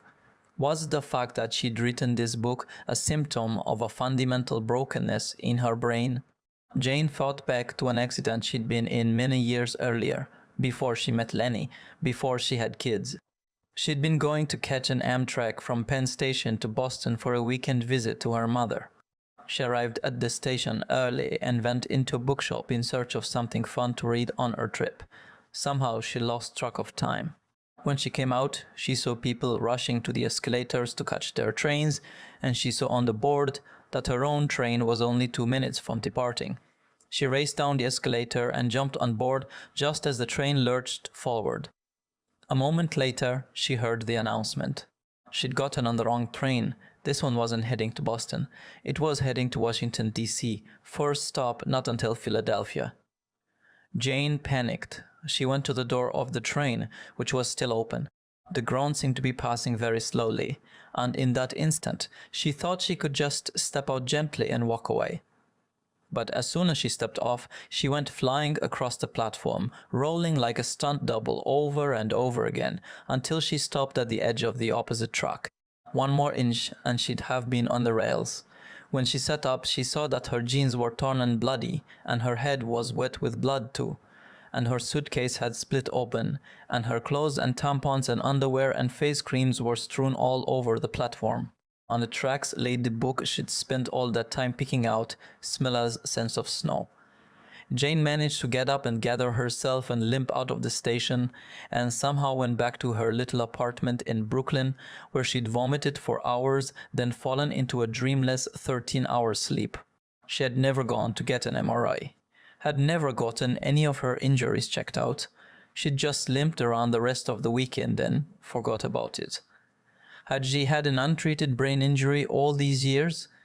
Was that why she'd written this monstrosity that surrounded her now? Now she rose from Brett's chair and went to find a roll of small trash bags with the cleaning supplies beneath the sink in Brett's bathroom. She took one out, then went about the office, ripping down the photos and quotes and timelines she'd taped to the walls and shoving them all in the trash bag. She crushed the pages down far, with real muscle so they would fit. Afterward, sweating out of breath, she carried the bag out the trash can in the driveway and shoved it inside. When she returned to the office, it looked almost normal, almost like it had the first day, except for one thing. The neatly stacked, finished manuscript still sat there on the corner of the desk. How had she forgotten to include that in her cleaning frenzy? She stared down at the title, Nusu, Nusu, partly. She picked it up and felt its weight in her hands. 10 years. 10 years of useless labor. She considered bringing it outside to join the photos and timelines in the trash, but she was suddenly too weary even for that. So instead she opened the bottom drawer of Brett's desk and shoved the draft inside. Then she sat down and put her head on her arms on the desk and closed her eyes. God, that novel. She could almost hear it whimpering and thrashing, like a body she'd bound and gagged in the trunk of a car. It had been such a blight on her life. 10 years. What masochistic urge had made her think she needed to take on the entirety of American history? It was as if she thought she was the only mulatto writer who had ever lived or was going to live, as if she couldn't bear to leave a single mulatto era for anyone else to take on, for God's sake. She'd seen a meme the other day showing a real housewife of Atlanta, Nene Leakes, shaking her head and saying, "Girl, you're doing too much." Jane heard Nene's voice in her head now, because it was true. She had spent the past decade doing too much. She opened her eyes and saw what was left on the desk. A framed photo lying face down. She had turned it over that first day, then the desk had gotten so cluttered with her work that she had forgotten it was even there. She sat up and picked it up now and propped it up again. It was a wedding photo of Brett and Piper, a generic shot of them on the beach in Los Cabos, staring into each other's eyes. Behind them was the cluster of wedding guests. When she looked closely, she could spot her own face in the smiling crowd. She looked happy in the photo, though she recalled that her feelings that weekend had been more complicated. In reality, she'd been disgusted by Brett's choice of a bride, as well as by his choice of friends, who reeked of Hollywood. Jane had attended the wedding alone. She'd been the only friend Brett still had left from their writing program. He was starting his new life, going to be an industry man, a scribe of screens, big and small. It seemed to her at the time a tragedy of epic proportions that he was not going to stick it out with her in the literary trenches, that he'd given up on real writing. Now she sent Brett a text. "You awake? Jane, what's up? How's the Outback treating you? In-fucking-credible. Check this out." A photo came through an instant later. Brett and Max and Piper standing in a dusty clearing, all of them pointing in mock fright at a muscular kangaroo who stood only feet away. "Yo dude, that Roo looks like a creepy buff Chad. WTF. Even as she wrote the words, Jane could feel herself doing that thing Lenny teased her for. The mulatto mirroring thing, where she started to talk like whomever she was speaking to, adopting their accent and manner of speech. He claimed that whenever she spoke to Brett, she turned into a sorority girl at UC Santa Barbara. "It's amazing here. Words cannot describe. I'm so glad. Yay. Total awesomeness. How's the zombie show coming along? Finished. I mean, as much as I can do here anyway. There'll be a shitload to deal with when we're back in LA, but I have a month of temporary freedom. So cool you're getting a real holiday. Well, you know me. I'm still working. I started writing the biracial thing I've been talking about for years. Biracial thing? LOL. Remember? The show I told you I wanted to make last year. The mulatto comedy, where everything said about us is played for laughs. Comic mulattoes. OMG. Right. That one. I didn't know you were actually going to do it. Maybe I will. Maybe I won't. I have some free time to mess around, so why not? Yeah, why not? Maybe I can make Jane Gibson laugh. That's my goal." She sent back an emoji of a blushing smiley face, but it was the opposite of what she was feeling. He was seriously doing it, making this bad idea a reality. It wasn't fair. He'd been the ultimate race-avoidant mulatto all these years, squinting at her when she talked about her epic novel like he was studying an ant under glass, as if he thought she was strange and silly to be so obsessed, so fixated on identity politics. He'd acted above it all, and he had been above it all with his goddamn seven-figure zombie deals. But now he wanted to go toy around in Jane's territory simply because he was done making his most recent millions and had a month off and was bored. Only his version of such a story would be so neutered and banal, so without claws, that it would probably sell for $1 jillion. Anyway, I'm still trying to see if it has legs. She was glad he couldn't see her face. I bet it does. Long legs, seasons and seasons, LOL. I'm glad you have faith, babe. So, should I ask about your novel? He followed the question with a scared face. Jane stared at the grimacing emoji. Something was dawning on her. Her second novel. Brett's endless questions about its progress. It had become a sick joke to him, something he'd known all along wasn't going well. He'd been having fun asking her about it. She felt the surge of anger, an anger she hadn't expected. It felt better than the sadness she'd been feeling before, more alive. Novel is great. I finished it just last month. Your office must be magic, Jamsoon. You're my fucking hero. You finished the novel. Sure did. Jam stared at the lie. That was not truly a lie, because she had finished it. Finished it off. Remember what Dennis told you. Toisius. Succeed as writers are simplest to judge, are simply to's the scores. Titers are simply to's do it. So hats fucking off to you, you fucking genius. OMG, OMG, OMG, OMG. I can't wait to read it. There was a long pause, then a moment later he wrote again. Where does it come out? Jenny stared at his question for a moment. When was it coming out? Pub date TBD. Gotta run. Just wanted to say thanks for the house. It's been a game changer. Then it was over, their little convo, and she was sitting at the desk in his office, the sight of her failure with nothing to fix her gaze on except Brett's wedding photo. Strange how the sight of it still irked her. She hadn't wanted to go to the wedding, but she couldn't get out of it. She'd searched for weeks for the perfect dress. She had been going for striking and cool, ironic and sophisticated, the girl you want but never will have. She'd finally found a perfect dress at Barney's Miu Miu, frock that recalled an ingenue in a French New Wave film. It was way over her budget, so she'd done this thing she'd done a lot in those days, charged it to her credit card, and kept the tags on so she could return it after the wedding. She'd worn it the night of the ceremony and reception in Los Cabos with the price tag tucked into her bra strap. It was a kind of stealing but not actual stealing. If she didn't spill any wine, she could tell the sales clerk on day 6 that the dress didn't fit her. She wouldn't be caught. Jane was still single that night of Brett's wedding. She hadn't yet had her session with Wesley. She hadn't gone to Stu's engagement party, and she hadn't yet seen Lenny by the chip bowl. A lot of things hadn't happened, including her second novel, which she'd just begun. That night she'd been happy in a way. The stormy, uneven happiness of the early 30s set when the whole story has not yet unfolded. She'd had the feeling that she was on the precipice of something major. The new book was still a manageable story about a sad yellow actress.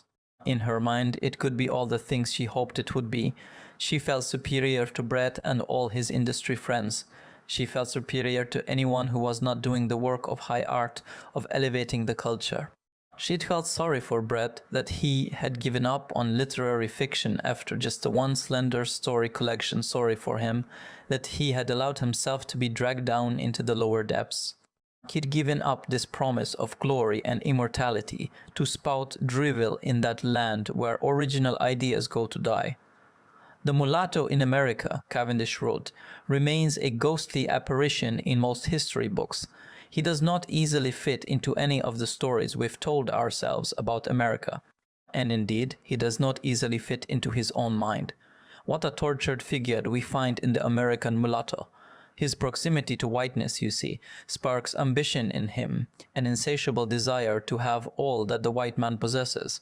But his proximity to blackness makes him despise his own ambition.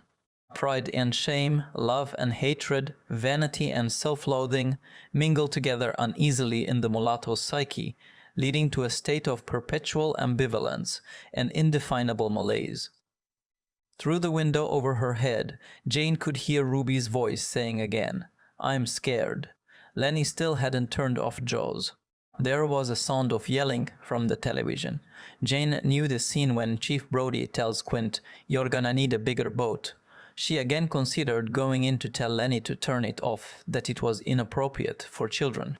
That's what a real mother would do, she thought vaguely, but still she did not move. Instead, she picked up the business card Brett kept propped on his lamp and stared at the name on it.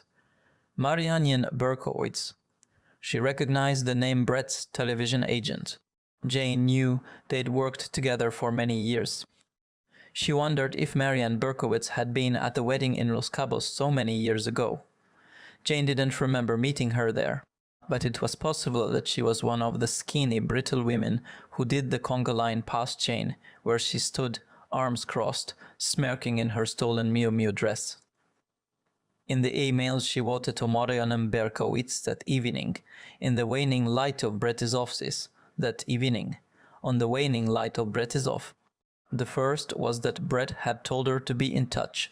The second was that Jane had a television show idea she couldn't wait to share with Marianne Pitch for a show that was particularly relevant at this historical juncture. Whatever the hell that meant. She hoped the agent would Google Jane and see that all she'd ever written about was mulattoes. The third lie was that she'd just finished a major novel, many years in the making, and that she was ready to plunge into something new. Okay, so this was true. She had just finished a major novel that had indeed been years in the making. Major could mean many things. Hers had been a major failure. After she sent it, she stood up and wandered over to the bookshelf, where there were multiple copies of Brett's first book, Lemon Rock Stories. She hadn't disliked the collection when it came out, because there was nothing to dislike. The stories were perfectly constructed nothingness. She took down a copy and flipped through the pages, searching for passages where he'd even begun to address being a half-black boy in the white suburbs of Claremont. There were brief moments when he touched on it. Enzo didn't have to wear sunblock like his friends. His natural tan was the only gift his missing father had ever bequeathed him. But each time a character's blackness was mentioned, Brett backed away as if he'd touched a flame.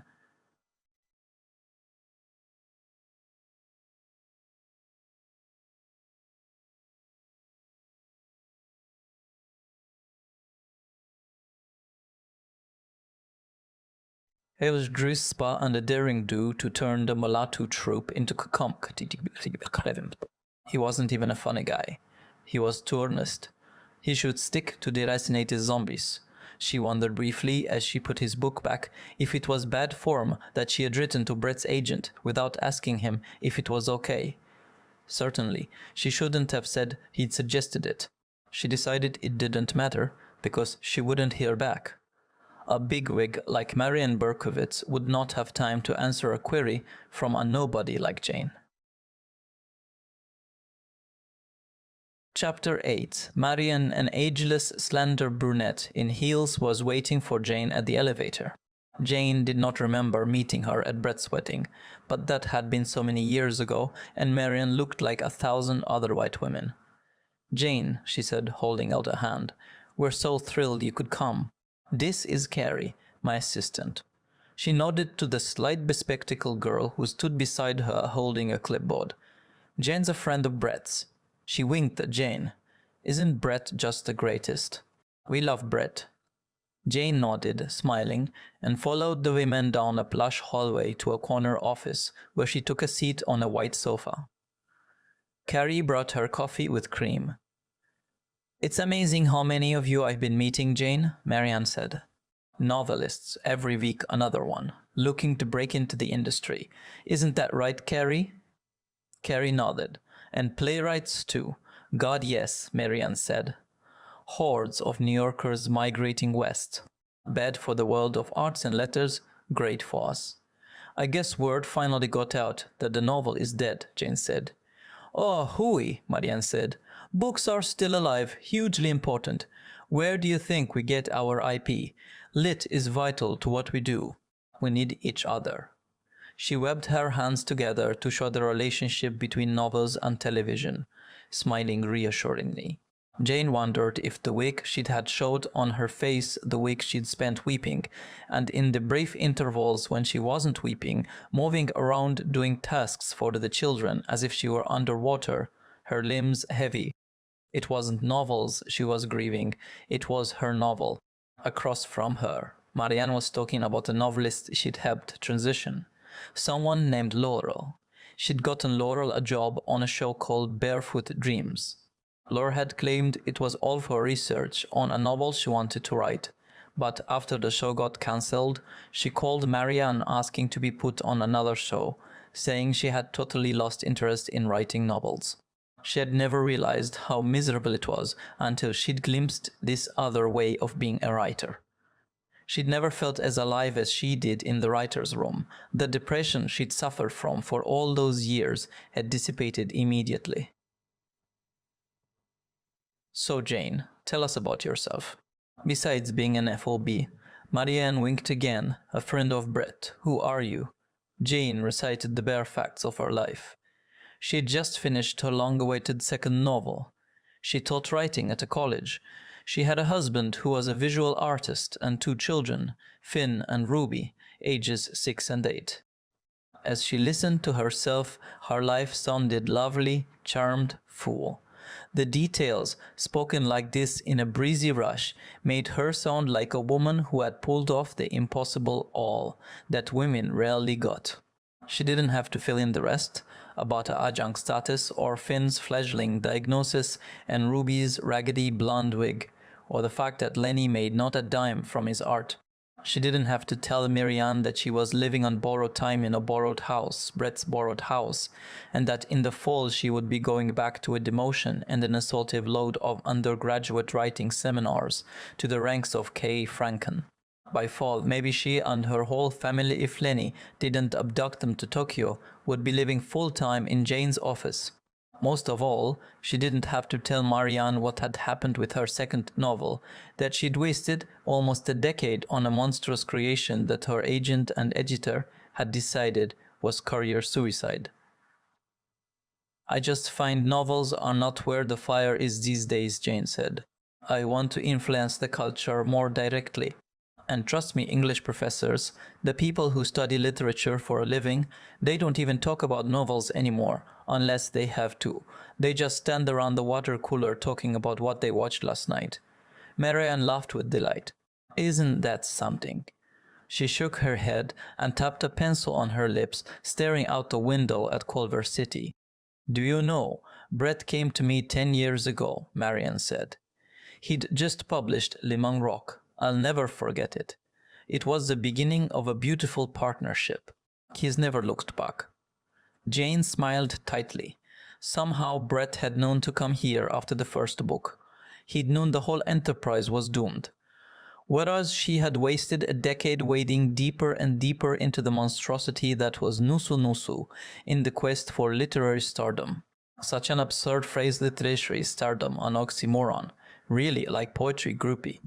The scales were falling from her eyes now, but was it too late? Jane tried to quell the panic and remorse in her chest. She reminded herself that she was here now, on the 10th floor of the biggest agency in Hollywood. Carpe diem. She wouldn't waste another decade of her life on books. Jane sipped the coffee and said that she loved being a novelist, but over the years it had started to feel like an exercise in masochism. I want to create art. People want to consume, she said. Not consume because it's wholesome, or so they can brag about it, but because they can't stop consuming it, you know? The other 2 women were wide-eyed, grinning, and she felt energized by their faces. She kept talking. She said recently she'd realized that being a novelist in Los Angeles was not unlike being an Amish person. I mean, it's quaint, a little bizarre, an extreme lifestyle choice. Like wearing a bonnet and churning your own butter. I just want to get out of this corset and join the modern world. I mean, what's the point of a horse-drawn wagon when you can drive?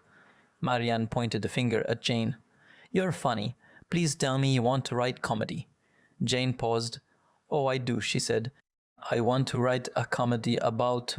She paused, letting the suspense hang in the air, about mulattoes. She waited for them to say it. To tell her that Brett was already trying to write a comedy about mulattoes. She had a cool response waiting. Mine is an entirely different beast.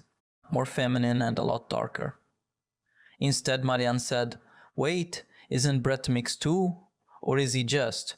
She touched her cheek, as if to suggest some other source of his swarthiness, but didn't finish the thought. Ordinarily, Jane would have been repulsed, but it was good news that they barely had thought about the fact that Brett was black. They barely knew it. Jane muttered a vague, yes he is, then waited again for them to mention his new project. But Marianne only said, Funny, with Brett, I never think about skin color. I mean, Brett is just Brett. Right, Carrie? So true, Carrie said. He's just like a guy. A really hot guy. They all laughed, including Jane, who said, You can say that again. It seemed Brett had not yet told anybody besides Jane about his own percolating television concept, which, she assured herself, wasn't even a concept. A mulatto comedy was so vague as to be meaningless. I'm sorry to cut this short, Marianne said, glancing at her watch. I have to get to a meeting, but Kari and I will be putting together some generals for you. How does that sound? Generals. General meetings. They're like blind dates between writers and producers. They're fun. Nobody's there to commit or even pitch. Everybody's just exploring. You'll enjoy them. That sounds perfect. Marianne walked Jean to the elevator. So what's the timing on your new book? New book? The one you just finished. Oh, right. Hard to think of it as new. I've been working on it so long. But yes, my publisher is still deciding on timing. You know, the book world, everything takes forever. So true. They were at the elevators. Marianne hugged Jane. This has been such a pleasure, Jane. Then, as she turned to go, added, I've got to write Brett and thank him for sending you in. No need, Jane cried out, louder than she'd intended. I've already thanked him. But Marianne was down the hall and rounding the corner to her next meeting, and it wasn't clear if she'd heard her. Jane stepped onto the elevator and watched as the numbers began to descend, wondering how she'd eventually explain herself to Brett. The truth was, she'd written to Marianne in a moment of mindless panic, not really expecting anything to come of it. After she'd sent the email, she'd returned to the main house and moved through the rest of the evening in a kind of torpor, only pretending to be there with her family, to listen to the children's chirpy voices. Sitting at the edge of Finn's bath, watching him play with his Moana figurines in the soapy water, she'd gotten lost in a fantasy of walking into Josiah's office and beating him over the head with her laptop, his brains all over the carpeted floor. When Jane came to bed, Lenny had tried to cheer her up with the wrong kind of pep talk about all the great black writers who littered the dustbins of American history. Nella and Chester and Zora, destroyed not by literal censorship, but by the lateral violence, he said, of sheer white bewilderment, a bewilderment, born of privilege, a Caucasian befuddlement that had been honed like a knife. She knew where he was heading, to a renewed pitch for Tokyo, so she murmured her assent, but begged off further discussion, saying she was too tired to talk, and just needed an episode of intervention to take her mind off her troubles. And then, as she opened her laptop beside him, she saw it, a return message from Marianne Berkowitz, and when she clicked on it, there were all those ecstatic exclamation marks emphasizing how thrilled she'd be to meet Jane, how any friend of Brett's was a friend of hers. And it had worked like a dose of Narcan. She'd felt herself coming back to life. The elevator doors opened onto the lobby, and she headed across the marble floor to the glass doors, and went out into the bright blast of Culver City sunlight. As she waited for the valet to bring her Subaru, she saw a man who she swore was Rob Lowe getting into a Range Rover. But when he drove past, she saw it was only someone who looked like Rob Lowe. Surely Brett would understand once she explained the situation. She'd stressed that she'd been having a nervous breakdown when she reached out to Marianne. She'd emphasized how surprised she'd been when Marianne wrote back, when things started rolling forward so quickly, how things had been so hectic with the children that it had simply slipped her mind to bring him up to speed. And now, climbing into her filthy Subaru, which the valet handed over to her with a look of disgust, she thought maybe she was silly to worry. Probably it wouldn't matter to Brett at all. What did he care? He was a wealthy screenwriter. Film and television people had more generosity in their hearts than novelists, especially more than poets. She'd been raised by a poet. Poets were like red pandas. From afar they seemed cute and gentle, but if they sensed a threat or competition, they would rip your hand off. Novelists were like bearded dragons. They had to be raised alone in terrariums, away from other bearded dragons, or they would eat one another. Screenwriters, though, were like gorillas. They looked dangerous, and they had a bad reputation, but they were gentle, sociable creatures who understood they needed one another to survive. On the drive back across town, Stom Ishishugeba Dennis Muhaland, the Guayvazjuajud ran her and Brett's writing program.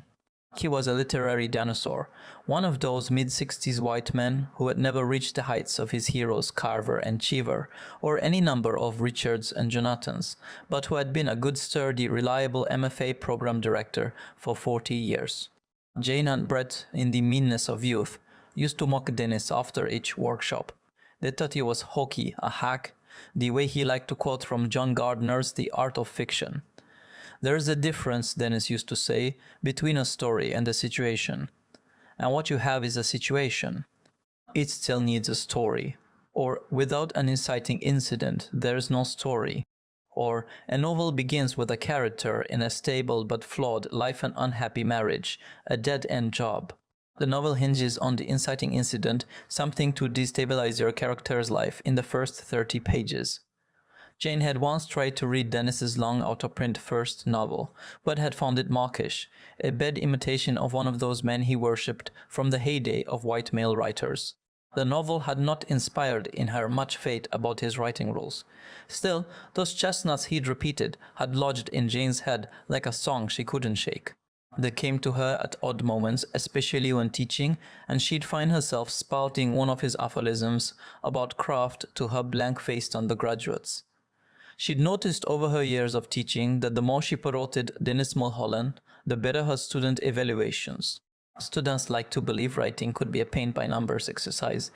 She had worked hard not to think of Dennis when she sat down to write her novel, worked hard to shake those dusty, crusty ideas about narrative so she could make something truly original, something that would smash structures rather than uphold them.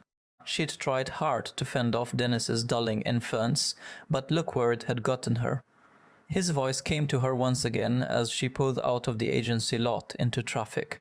If every story needed an inciting incident, when the character's flawed but stable reality was destabilized and they were forced on the journey that would teach them who they really needed to be. Maybe the call from honor was that inciting incident. Maybe it marked the end of her flawed, delusional life as a novelist. And here was the day her story could finally include those 6 words Dennis said every narrative needed. And then one day everything changed. 80 his. She found Lennon working in his studio. The kids were still in school. He was playing Music Lodi, one of the rare songs they loved together. Switch, featuring Bobby the Barge, singing There Never Be. And he didn't hear her enter. She watched him from the door, admiring his focus, the way he threw himself physically into the work. The painting he was making was enormous, almost half the size of the studio wall. She hadn't seen it in a month or so. It was one of his signature paintings on top of a painting. On this one, he'd first created some elaborate and intricate Cena family, seated at a table, then painted over them so you couldn't make out their expressions, only that they were 4 figures hidden beneath a layer of swirling grey paint. Jane watched him work for a while before she came toward him and touched him on the shoulder. He startled. "You scared me," he said. "When did you get back?" "Just now. How'd it go?" He was smirking, sarcastic. He thought it was a joke, a prolonged, not very funny joke. Her encounter with a Hollywood agent. She'd floated the idea of going for the meeting as a lark, just the sort of diversion she needed before she turned back to the novel in earnest, maybe even fodder for it. It was sort of fun. She paused, and he turned back to look at his painting. She stared at it too, remembering what she'd felt for him when they first met, when she first saw his work. Its confidence and mystery had been so sexy to her. She recalled how the early months of their relationship had been so much about their working on their art together, the two of them hunkered down in his big loft on Spring Street in downtown LA. Jane at the kitchen table at one end of the space, scribbling and typing, Lenny at the other end, with the paint and canvases. Other than to eat and sleep, they took breaks only to grope each other, take each other. She wanted to feel that way again. "Len?" He turned back to look at her. "Yeah?" She pulled him toward her and started to kiss him. He hesitated at first, then relented. They stripped down, there in the studio, and he pushed her onto the pile of tarps on the floor, and they fucked there, as if they were new to each other. Afterward, Lenny held her head on his chest and stroked her hair and said sleepily, "We've still got it." She was thinking about her novel, the character at the heart of it, the actress she kept returning to through all those centuries, that sad high-yellow beauty who drifted around Hollywood, trying and failing to get cast in a movie, until Jane had killed her off in the penultimate chapter. Now, lying on the floor of the studio, Lenny in a post-coital coma beneath her, the sound of the wall clock ticking, the smell of paint in the air. Chapter 9. The assistant who came to find Jane in the lobby had a perfect face, full lips, a pert round nose, high cheekbones, sloping eyes, everything set in balance on the canvas of her face, each feature at the right distance from the other. "You must be Jane," she said. "I'm Layla. We're so excited you could come today. Can I get you a water, a coffee?" "Water is fine." Jane recalled a lecture she'd attended in college. The professor told the class that faces were beautiful, not because they possessed features of any particular shape or mold. Faces, he said, were universally considered beautiful when they were symmetrical. After the class, Jane had gone to look at her own face in a compact mirror in the bathroom stall and saw that it was deeply asymmetrical, some kind of Picasso-esque bearing. Jane wondered if Layla was the assistant's real name. She guessed she was the child of immigrants. It wasn't just her skin color, which carried a depth and richness you didn't see in America every day. It was her smile too, so eager and hopeful, and her voice with a hint of the valley. As she followed Layla down a long hallway, Jane played a round of forensics in her head. Nigerian-American princess, daughter of rich doctors who'd moved from Lagos to La Jolla for grad school and decided to stay. Mother became a cosmetic dermatologist. Father, the premier cardiologist on the West Coast. They sent Layla to prep school in La Jolla, Torrey Pines, where, despite her perfect face, she was not noticed as pretty by the phalanx of blue-eyed stoners who were her classmates. They'd reached the conference room at the end of the hall. "Sorry for the state of things," Layla said, leading Jane inside. "We moved in last week. Everything's just beginning." Boxes were piled in corners of the room, and the smell of fresh paint hung in the air, nothing on the walls. Layla handed Jane a bottle glass, blue, no label, and said Mr. Ford was on a call, but would be there soon. Then she left Jane to wait alone in the conference room. Through the large window behind her was a view of the freeway in the distance. She stared out at its gray morass. Growing up on the East Coast, Jane had imagined California as mysterious, glamorous, sun-baked. She had not predicted this Los Angeles antiseptic, asphalt, glitterless and hard. Or how much of Hollywood felt like an enormous ad agency. Still, she knew she was lucky to be here, lucky to be having this meeting with this particular producer. She'd read about him last night on her laptop. Hampton Ford.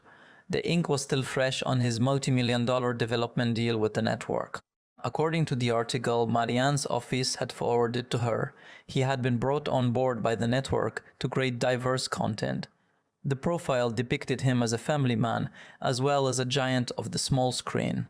In the photo spread that went along with the piece, he'd been dressed by a team of stylists in a tuxedo and top hat.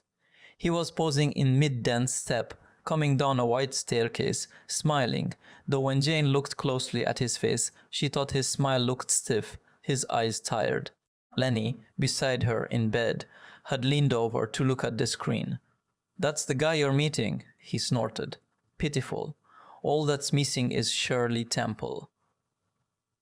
Jane had tried, a little defensively, to argue that the photo was ironic, that he was in on the joke. "Never assume anything in Hollywood is ironic," Lenny said, rolling over and putting on his headphones to go back to his Japanese. "That's your first mistake. Fuck Lenny and his platitudes. Fuck Lenny and his artistically pure high horse. She would not be here unless she'd needed to be here. She would not be here if she'd married a doctor. And yet, now that she was here, she couldn't believe she'd avoided this oral soul resolutely for years, in her Amish bonnet, quill in hand. Anyway, those quaint novelistic days were over. Jane had been to 3 meetings already, with other producers, a short white guy named Doug at a production studio in Culver City who wanted horror with a social justice edge, a blonde woman in mid-city named Allison who was interested in comedies about campus politics, a snappily dressed Korean-American woman, also named Jane, who was looking for female-eccentric content. The conversations she'd had with each of them had already faded into a blur of white noise in her head, pleasant but inconsequential. That, evidently, was what generals were like, getting to know you sessions. If you vibed, you vibed. If there was a spark, it might lead to something else. A second meeting, a one-night stand, a marriage of the minds even. But, like blind dates, mostly these generals went nowhere. All you had to show for your time was a free bottle of ice-cold water in a blue bottle. Could she take the bottle home with her? Or was it like a hotel bathrobe, something to be enjoyed but left behind for the next guest? So far, she had left them behind. Jane's focus in all the meetings had been to try not to seem desperate, too Dickensian, not to mention the failed novel, the rapidly evaporating sabbatical, the child at home who needed help. None of the other producers had called for a second meeting. Her idea was possibly too vague. Or maybe it was that, as Lenny insisted, she was too smart for these fools, and they had nothing to offer her, even as material. She pulled out her phone to check her face. The makeup had not fixed everything. It had not balanced out what was fundamentally asymmetrical about her face. But she looked okay, as blank and poreless and presentable as could be expected. Just as she was putting the phone away, the door swung open. It was the man himself, dressed not like Bojangles Robinson, but like a 45-year-old television producer with a 7-figure development deal at a major streaming network. Crisp, white t-shirt. Expensively torn jeans. Bright, high-tech sneakers. He looked slightly older than he did in the magazine spread, a little heavier, his face wearier. He wasn't traditionally handsome, but he had one of those big, caricature-friendly faces that famous people often have. She would have recognized him in a restaurant, across a room, or in a car next to her in traffic. She would have pointed at him and said, "Oh my God, there's that guy. What's his name?" Because he wasn't quite famous enough that she'd remember his name. And Lenny would snort and say, "I've no idea who that is," and pretend not to recognize the guy even if he did. Jane stood up, flustered. "Hey," Hampton said, "have a seat. Thanks for coming in today." His voice was soft and scratchy, younger than she'd imagined. Layla followed behind, carrying a styrofoam container and a green smoothie in a plastic cup. Hampton sat down at the conference table and Layla placed them in front of him, along with a plastic fork and a napkin. On the toilet last night, Jane had looked up his net worth. It felt strange to be sitting across from him and knowing this information. "Sorry to eat in front of you," he said with a bashful smile. "I'm just coming from my trainer and I'm starving." He opened the container and took his plastic fork and began to dive into a mass of pale gunk dotted with color, some kind of veggie egg white omelette from the smell. Layla sat beside him, scrolling on her phone. Jane watched him, thinking how all the things he'd brought into the room with him were things she'd like to have in her life, or at least in her vocabulary. Egg white omelette, green smoothie, trainer, assistant. "So I read your first book," he said. "Your agent sent it to me in Bali. I was on vacation with the fam. Read it on the beach. Wow, great stuff." Hampton eyed her across the table. "I mean, the story's really great, but I was vibing on your voice, Janet." "Jane," Layla corrected him. "Jane," Layla corrected him. Of course, Jane told him she admired his work too, especially his latest series, which wasn't true. Lenny and she had tried to watch it, but had found it unbearably messagey. It was about a family of wealthy black people living in the Palisades. The parents were wildly successful film executives, and their kids were all beautiful and neurotypical. The catch was this: the mother and the family felt guilty for their good fortune and decided to foster a child. The kid they ended up with was a 10-year-old white girl from a trailer park in Norco, California. Her parents were both in jail on fentanyl charges. The vulgar but ugly charming character of the girl seemed clearly based on Honey Boo Boo. At first, the whole family was horrified by this sassy, fat white child in their living room, but eventually she won them all over, and in the end, they decided to adopt her. The culture clash was the running gag all the way Skookie didn't understand which fork to use or not to use the N-word, all the way she rubbed the rich black family the wrong way with her lying and stealing and general trailer park hijinks. The show was kind of a reboot of Different Strokes, but with the races reversed. "It's so clever," Jane said. "I love the episode about the ferret in the toilet." Hampton crinkled his nose. "You did? I hated that show. It was total network slog. I'm stoked to leave that shit behind." To be honest, Jane, I felt shackled. I'm going in a different direction here. All premium, edgy stuff. It's time. His omelette was done. He pushed the platter away and wiped his mouth. Picked up the smoothie and took a sip. Sneered. "I hate smoothies, but my trainer says I have to drink them." He sucked at it for a moment, his eyes watering with disgust, then put it down. "So tell me, why would a literary writer, I mean a real, full-grown professor— You're a professor, right?" Jane nodded. She wasn't officially a professor, but her students called her Professor Gibson. They didn't know the difference. "Why would a professor like yourself," he continued, "want to work in this TV swamp anyway? You know television is a swamp, right? Talk to me. Tell me what you're thinking." Jane's answer came smoothly. She'd given it 3 times, rehearsing it with the producers she'd met on the other generals. She told him that she'd been realizing over the past few years that the greatest writing being done today was for television, not for novels. She repeated the line that had played so well with Marianne and Carrie, her observation that even English professors, people who had devoted their lives to literature, talked to one another not about books, but about what they had watched on television last night. She said she'd decided that this was where her future lay, in this vibrant and collaborative medium, which was having a renaissance of sorts. She could see he was listening. She paused, took a sip of water. "Television is the novel of our times." Hampton cracked a bashful smile. "Wow, you really think so? That's wild. Well, I hope you're right, 'cause I could never write a fucking novel. Now that shit looks hard." "Oh, it is," Jane said. "It's madness." Together she and Hampton laughed, and she felt a surge of connection with him. Layla was still there beside him, but so engrossed in her phone that it was as if she wasn't there. "So tell me what kind of show you're thinking about, Jane," Hampton said. "I'm listening." Jane launched into her pitch, the one she'd been trying to bring into focus over the past few weeks in the other meetings. It was all there in her doomed novel. She'd been wrestling with this material for so long that she could talk about it in her sleep.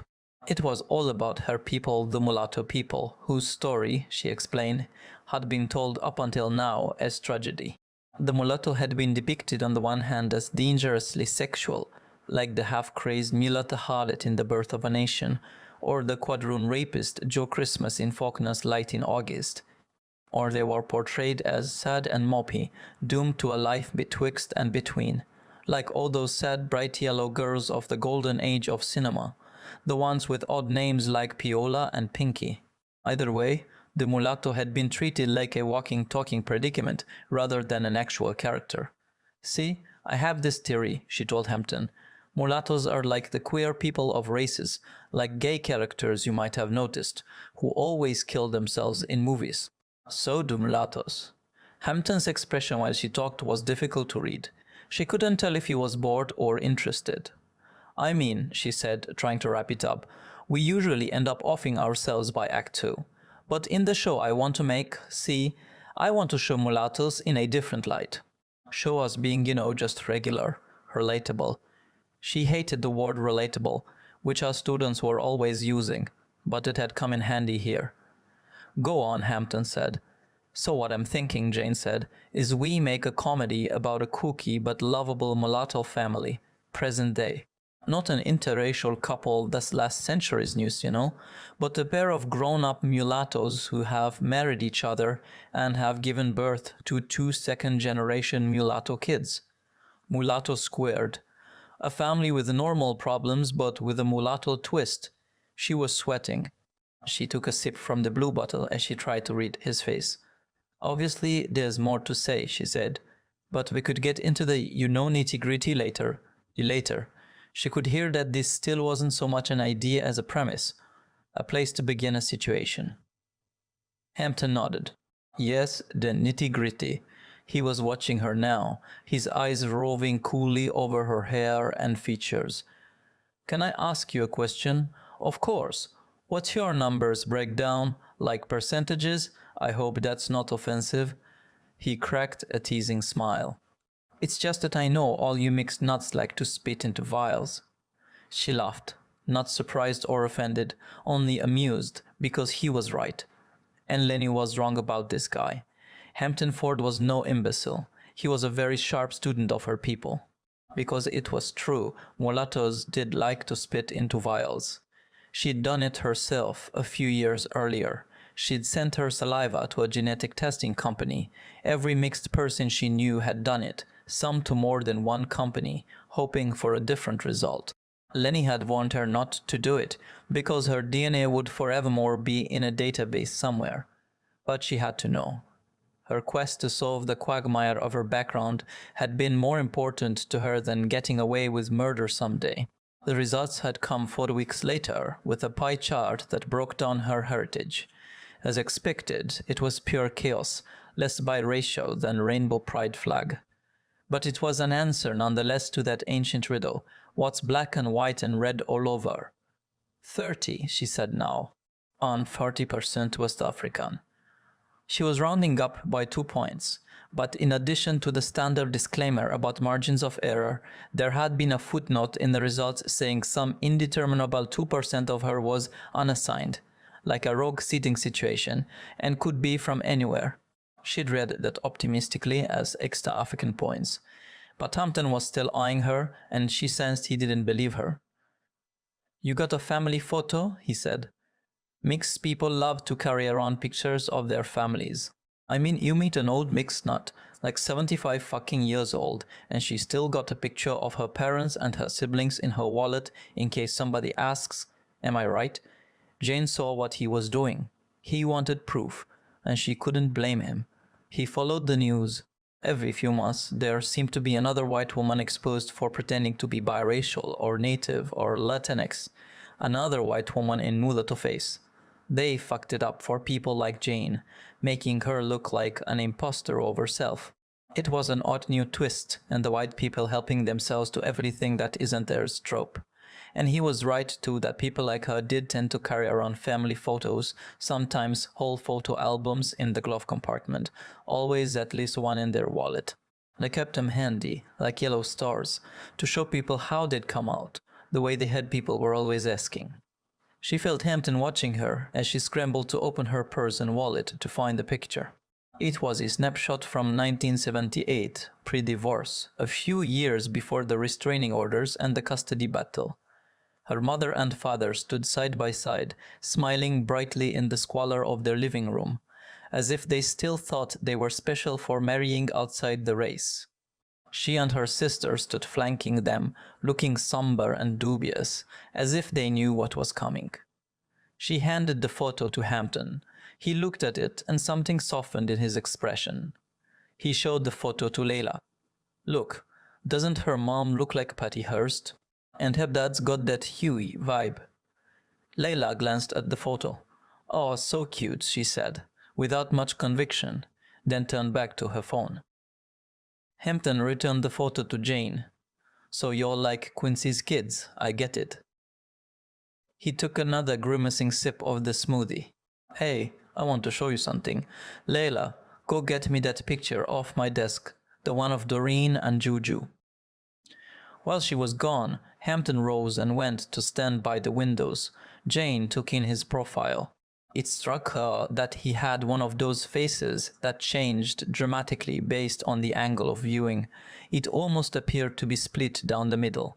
From one side, his expression was amused, almost laughing, but from this angle, he looked crestfallen, bereft. "You want to know something, Jane?" he said. "I've never in my life slept with a white woman. I never wanted to go down that path. Never wanted to come home at the end of the day to a natural bona fide white woman. I just never understood that impulse. No diss on your pops, but damn, that generation of dudes really did drown in the buttermilk. No offense." "None taken," Jane said. Was he cooling on her idea? She couldn't tell. Certainly none of the other meetings had gotten so personal. Layla returned just then, carrying a framed photograph. "Is this the one you wanted?" Hampton took it from her, stared at it a moment, then handed the photo to Jane. "Here they are," he said. "That's me with Doreen and Jugaban." The photo was of the three of them at the edge of an infinity pool laughing. The sky was technicolor blue above them, and all the color. The white of the stucco on the house, the green of the lawn popped like something out of the first Color movie. Doreen was pretty like Dorothy Dandridge, pretty like a cotton club dancer. Jujoban, beside her parents, wasn't so pretty. She glowed like some kind of phosphorescent sea eel, her red hair pulled into pigtails. She had freckles and the pugnacious features of an Irish clog dancer. "You look surprised, and I know what you're thinking. Jujushi looks nearly white, right?" "No," Jane said. "I was only thinking." She searched for a line. "Your family is so beautiful." Hampton didn't seem to hear her. His face still looked worried, drawn. "It's Doreen. Has some redheads in her family tree, going back to, the Scottish fucking overseer."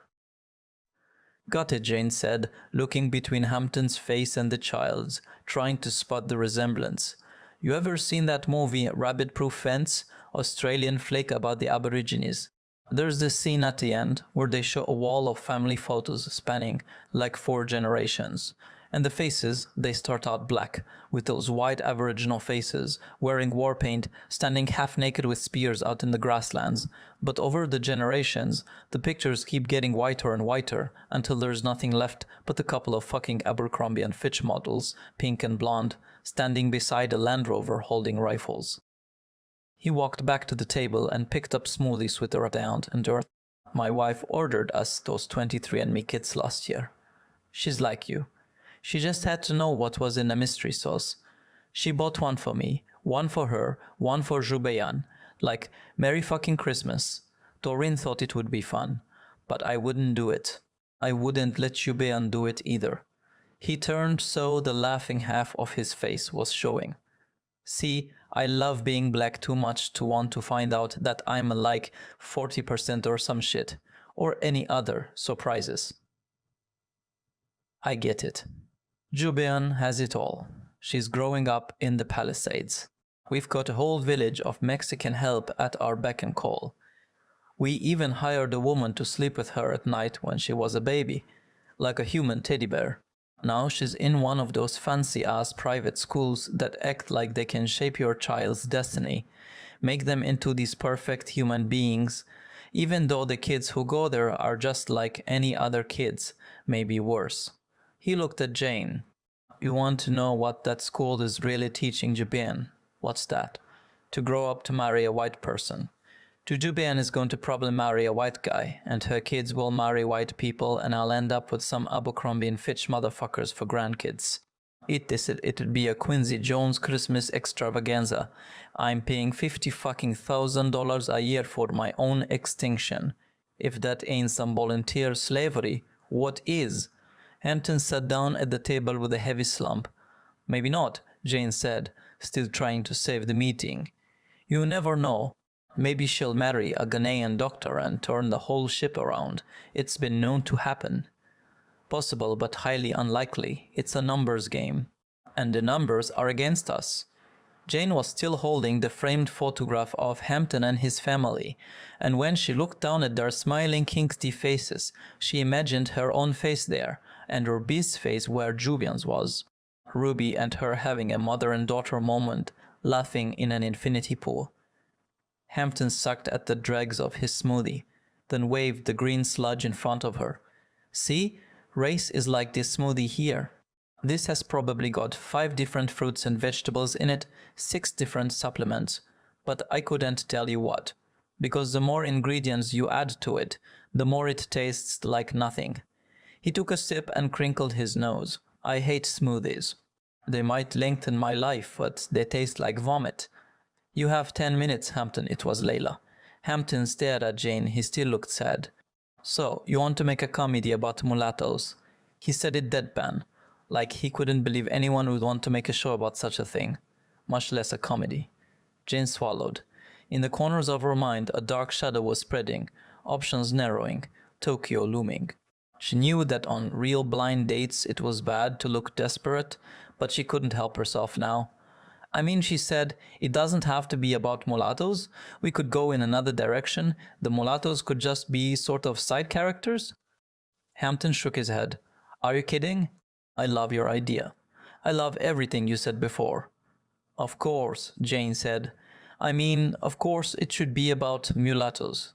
Damn right. It's perfect. A comedy about mulattoes. Why the fuck not, right? They exist. They're here. They're not going anywhere. If anything, they are multiplying like rats. So let's get there first. Let's get ahead of the issue. Let's make a show with a premium vibe, edgy but not so out there that we lose the messes. I don't make shit that only appeals to, like, blue state hipsters, you know? I hate that childless leftist Sundance shit. He leaned back, clasped his hands behind his head. Fuck. This could be the greatest comedy about mulattoes ever to hit the small screen. You realize that? The Jackie Robinson of biracial comedies.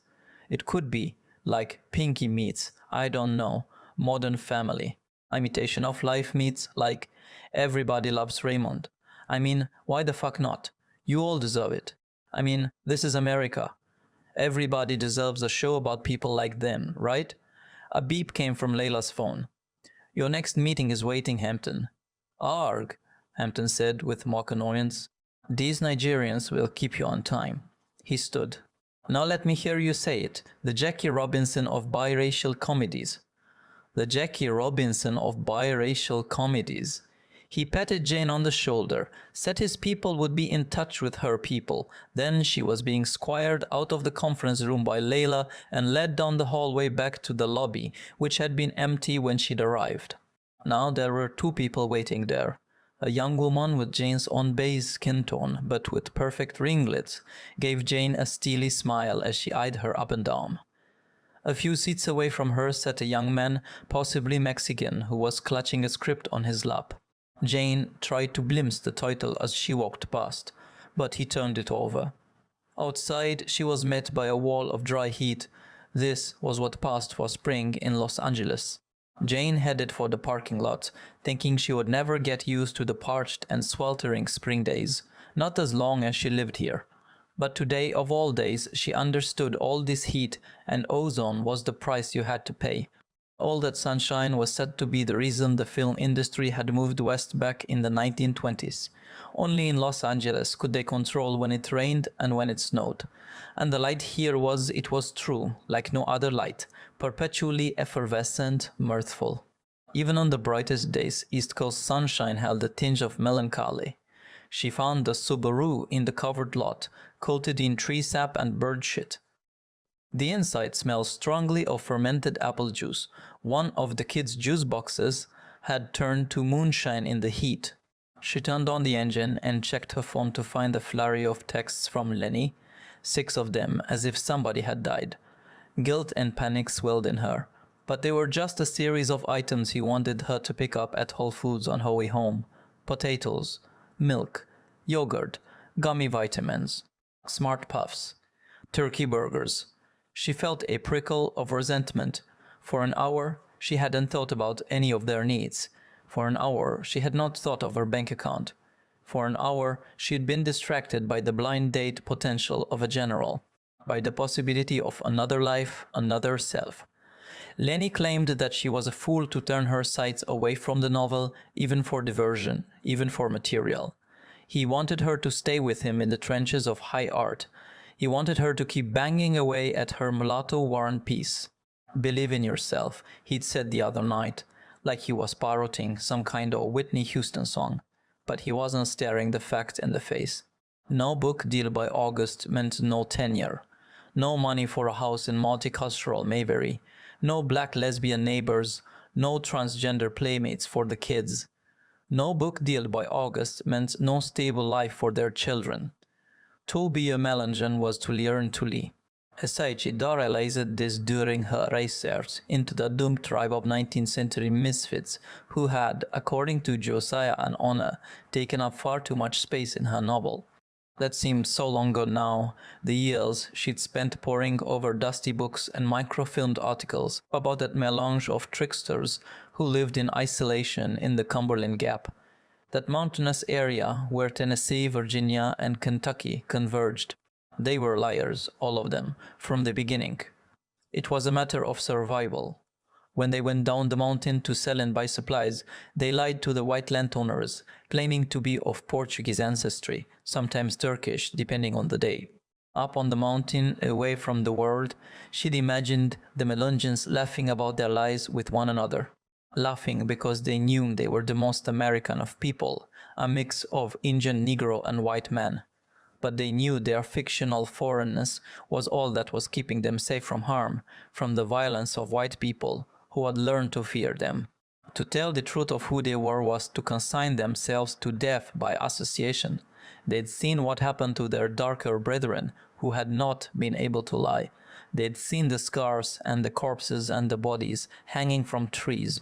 They'd seen the trail of dead Indians who were also their cousins and brothers and aunts and mothers. They lied to stay alive. But lies are a funny thing.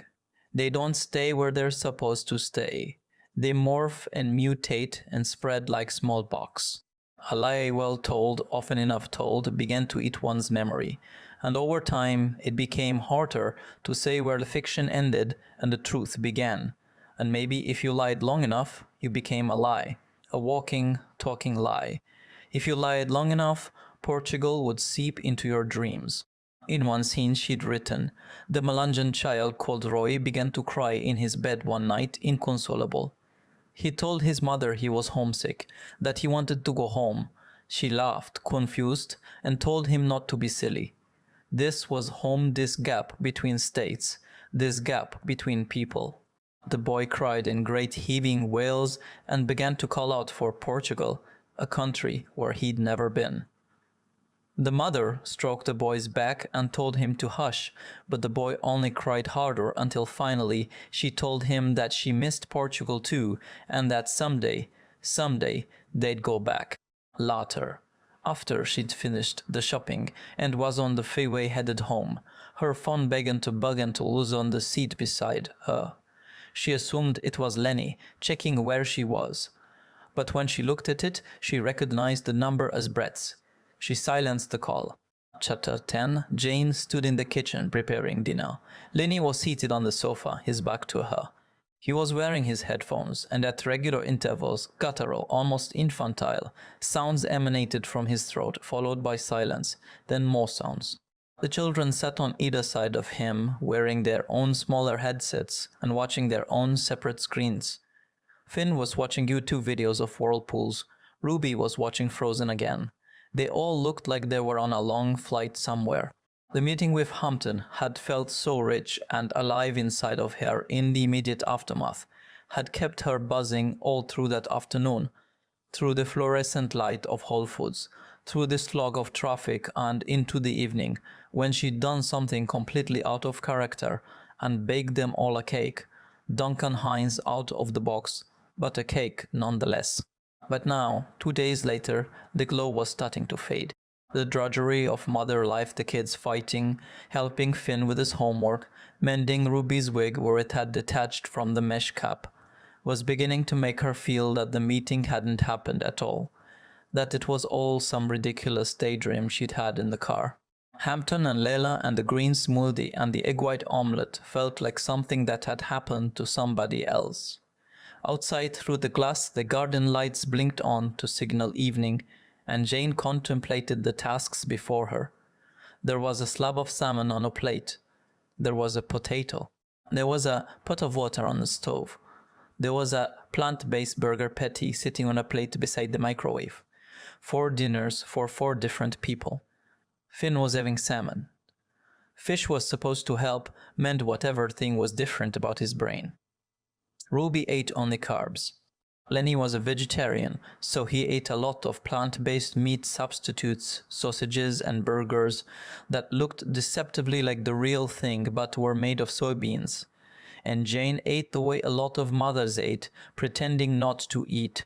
Often her dinner was dumpster diving the macaroni and cheese off a child's plastic plate.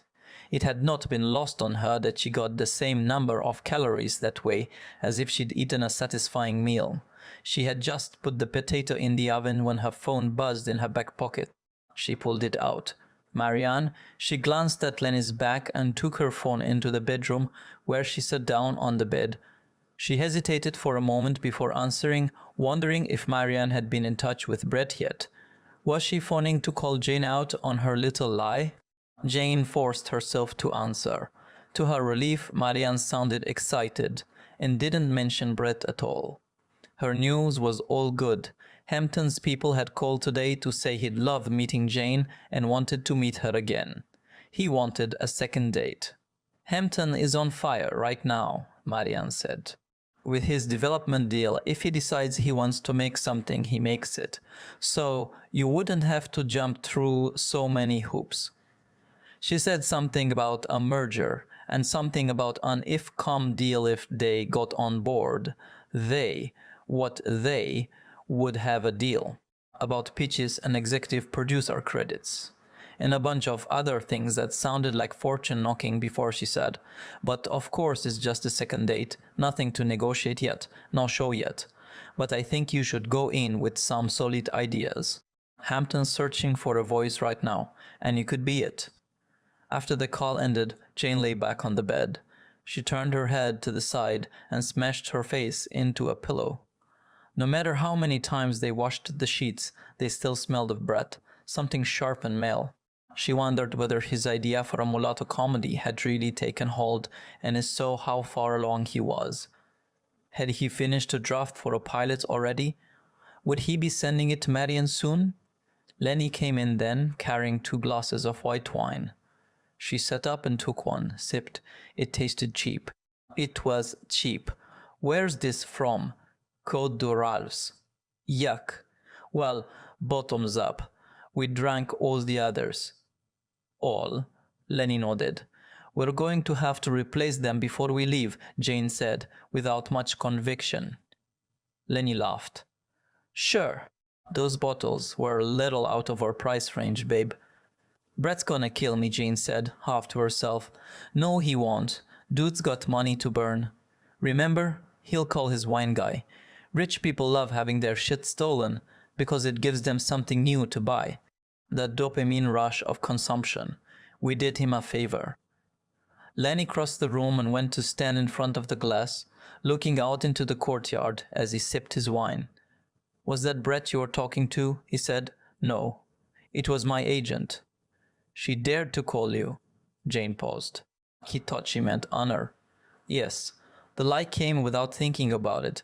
An instinct, she let it hang there, more curious about its effect than remorseful. Everything was just abstraction at this point. Vague prospects. Nothing was really enough to matter, and in this sense, no version felt truer than the other. Did she apologize for being such a twat? In her way, I suppose. She's suddenly very energized and, well, invested in my book again, saying she wants to help me get it in shape. She says she had some lightning bolt last night about what was wrong with my draft.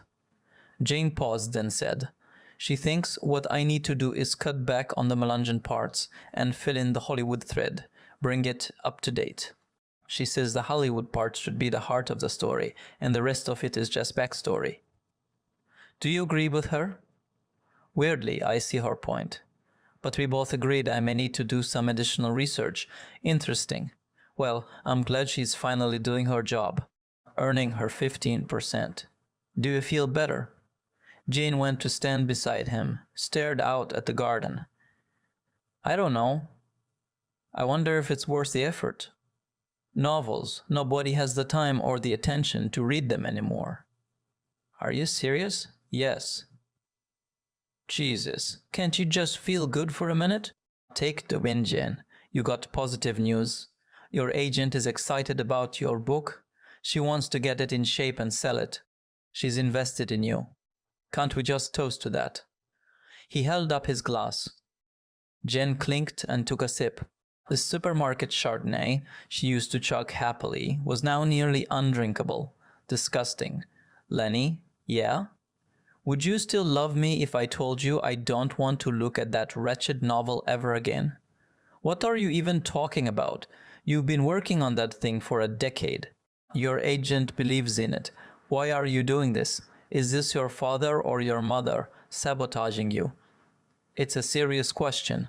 What if I told you the idea of going back into that cave, of sitting alone with the cluster of imaginary friends for a minute longer, feels like psychosis to me? Like the little boy in The Shining making his fingers stop to one another? What if I told you that writing fiction at all feels bad for my mental health? I'd say you're being a little dramatic. You're a writer. You'll get back into it now that you have some guidance, a goal. It's not just the writing, it's the publishing. It's what comes after.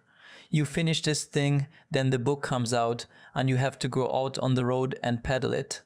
There's so much desperation involved in selling your own work. You have to cultivate a persona to hawk a product that, let's be real, nobody really wants. You have to be multicultural and wise. Be somebody with a position. You have to tweet increasingly inflammatory things about your vagina just so people will buy your book. A book nobody wanted or needed in the first place, because they already have TV. Lenny chuckled. He thought this was some kind of shtick. Sweetie, you're self-sabotaging. I've seen you do this before when something good happens to you. You resist doing better than your family members. You're afraid of all those crabs in the barrel pulling you back down, so you try to jump down to join them. He was repeating almost verbatim something Heidi had said last year. It's not that, Jane said. He turned to her. Honor wants to sell your book. He gripped her arms, stared into her eyes. Honor is going to sell your book. Think about it. That means you get to return to your department triumphant, shove the publishing contract in Michelin's face, tell him to tenure your ass right quick. Think how much fun it'll be to look down your nose at Kay Franken. She tried to laugh along with him, but the way he believed in her made her sad, and she couldn't quite muster a smile. She wanted to take it back, to tell him that she'd made it all up, that she hadn't heard from Honor again, that she never would hear from Honor again. She wanted to tell him that the novelist he'd lived with for 10 years was a fiction herself. Finn appeared in the bedroom door. Mama? Yes? Something's burning. She'd forgotten dinner. She ran into the kitchen, and sure enough, everything was ruined. She held a dish towel over her mouth as she opened the oven to a wall of smoke and pulled out the pan. She felt near to tears. Nearby, Lenny muttered that it was okay. He'd just order pizza. In her dream that night, it was Brettic, not Lenny. It was Brett's, not Lenny, sleeping beside her. SHE leaned over his body, examining his features, the full lips and long nose and thick brows, the black curls springing from his scalp. Asleep, he looked less like a native California skateboarding screenwriter and more tragic and timeless, like John Toomer. She slid beneath the sheets and took him, felt him grow hard in her mouth. She slid up and climbed on top of him, and they began to have sex, slowly, tenderly at first, then hard and fast. He was half asleep when they started, but as he woke, she could see his surprise that it was her, not Piper. He was inside the wrong woman. Yet he didn't stop. In the dream, she could tell he was finally understanding what he'd been missing. He was going black and would never go back. In the dream, Jane too was recognizing her mistake. He was not her friend. He'd never been just her friend. He'd never been just her friend. He was more than her friend. And he was not just a California dude, light and airy.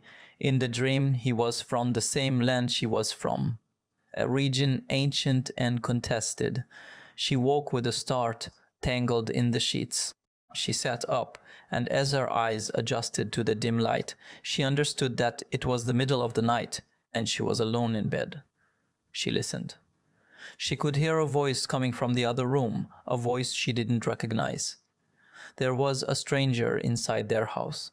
She slid out of bed and went toward the voice, fearing what she might find. But when she got to the doorway, she saw it was only Lenny. He was seated alone on the sofa, shirtless with his headphones on. "O genki desu ka?" he was saying in a strange sing-song voice. "O jielo goku desu ka?"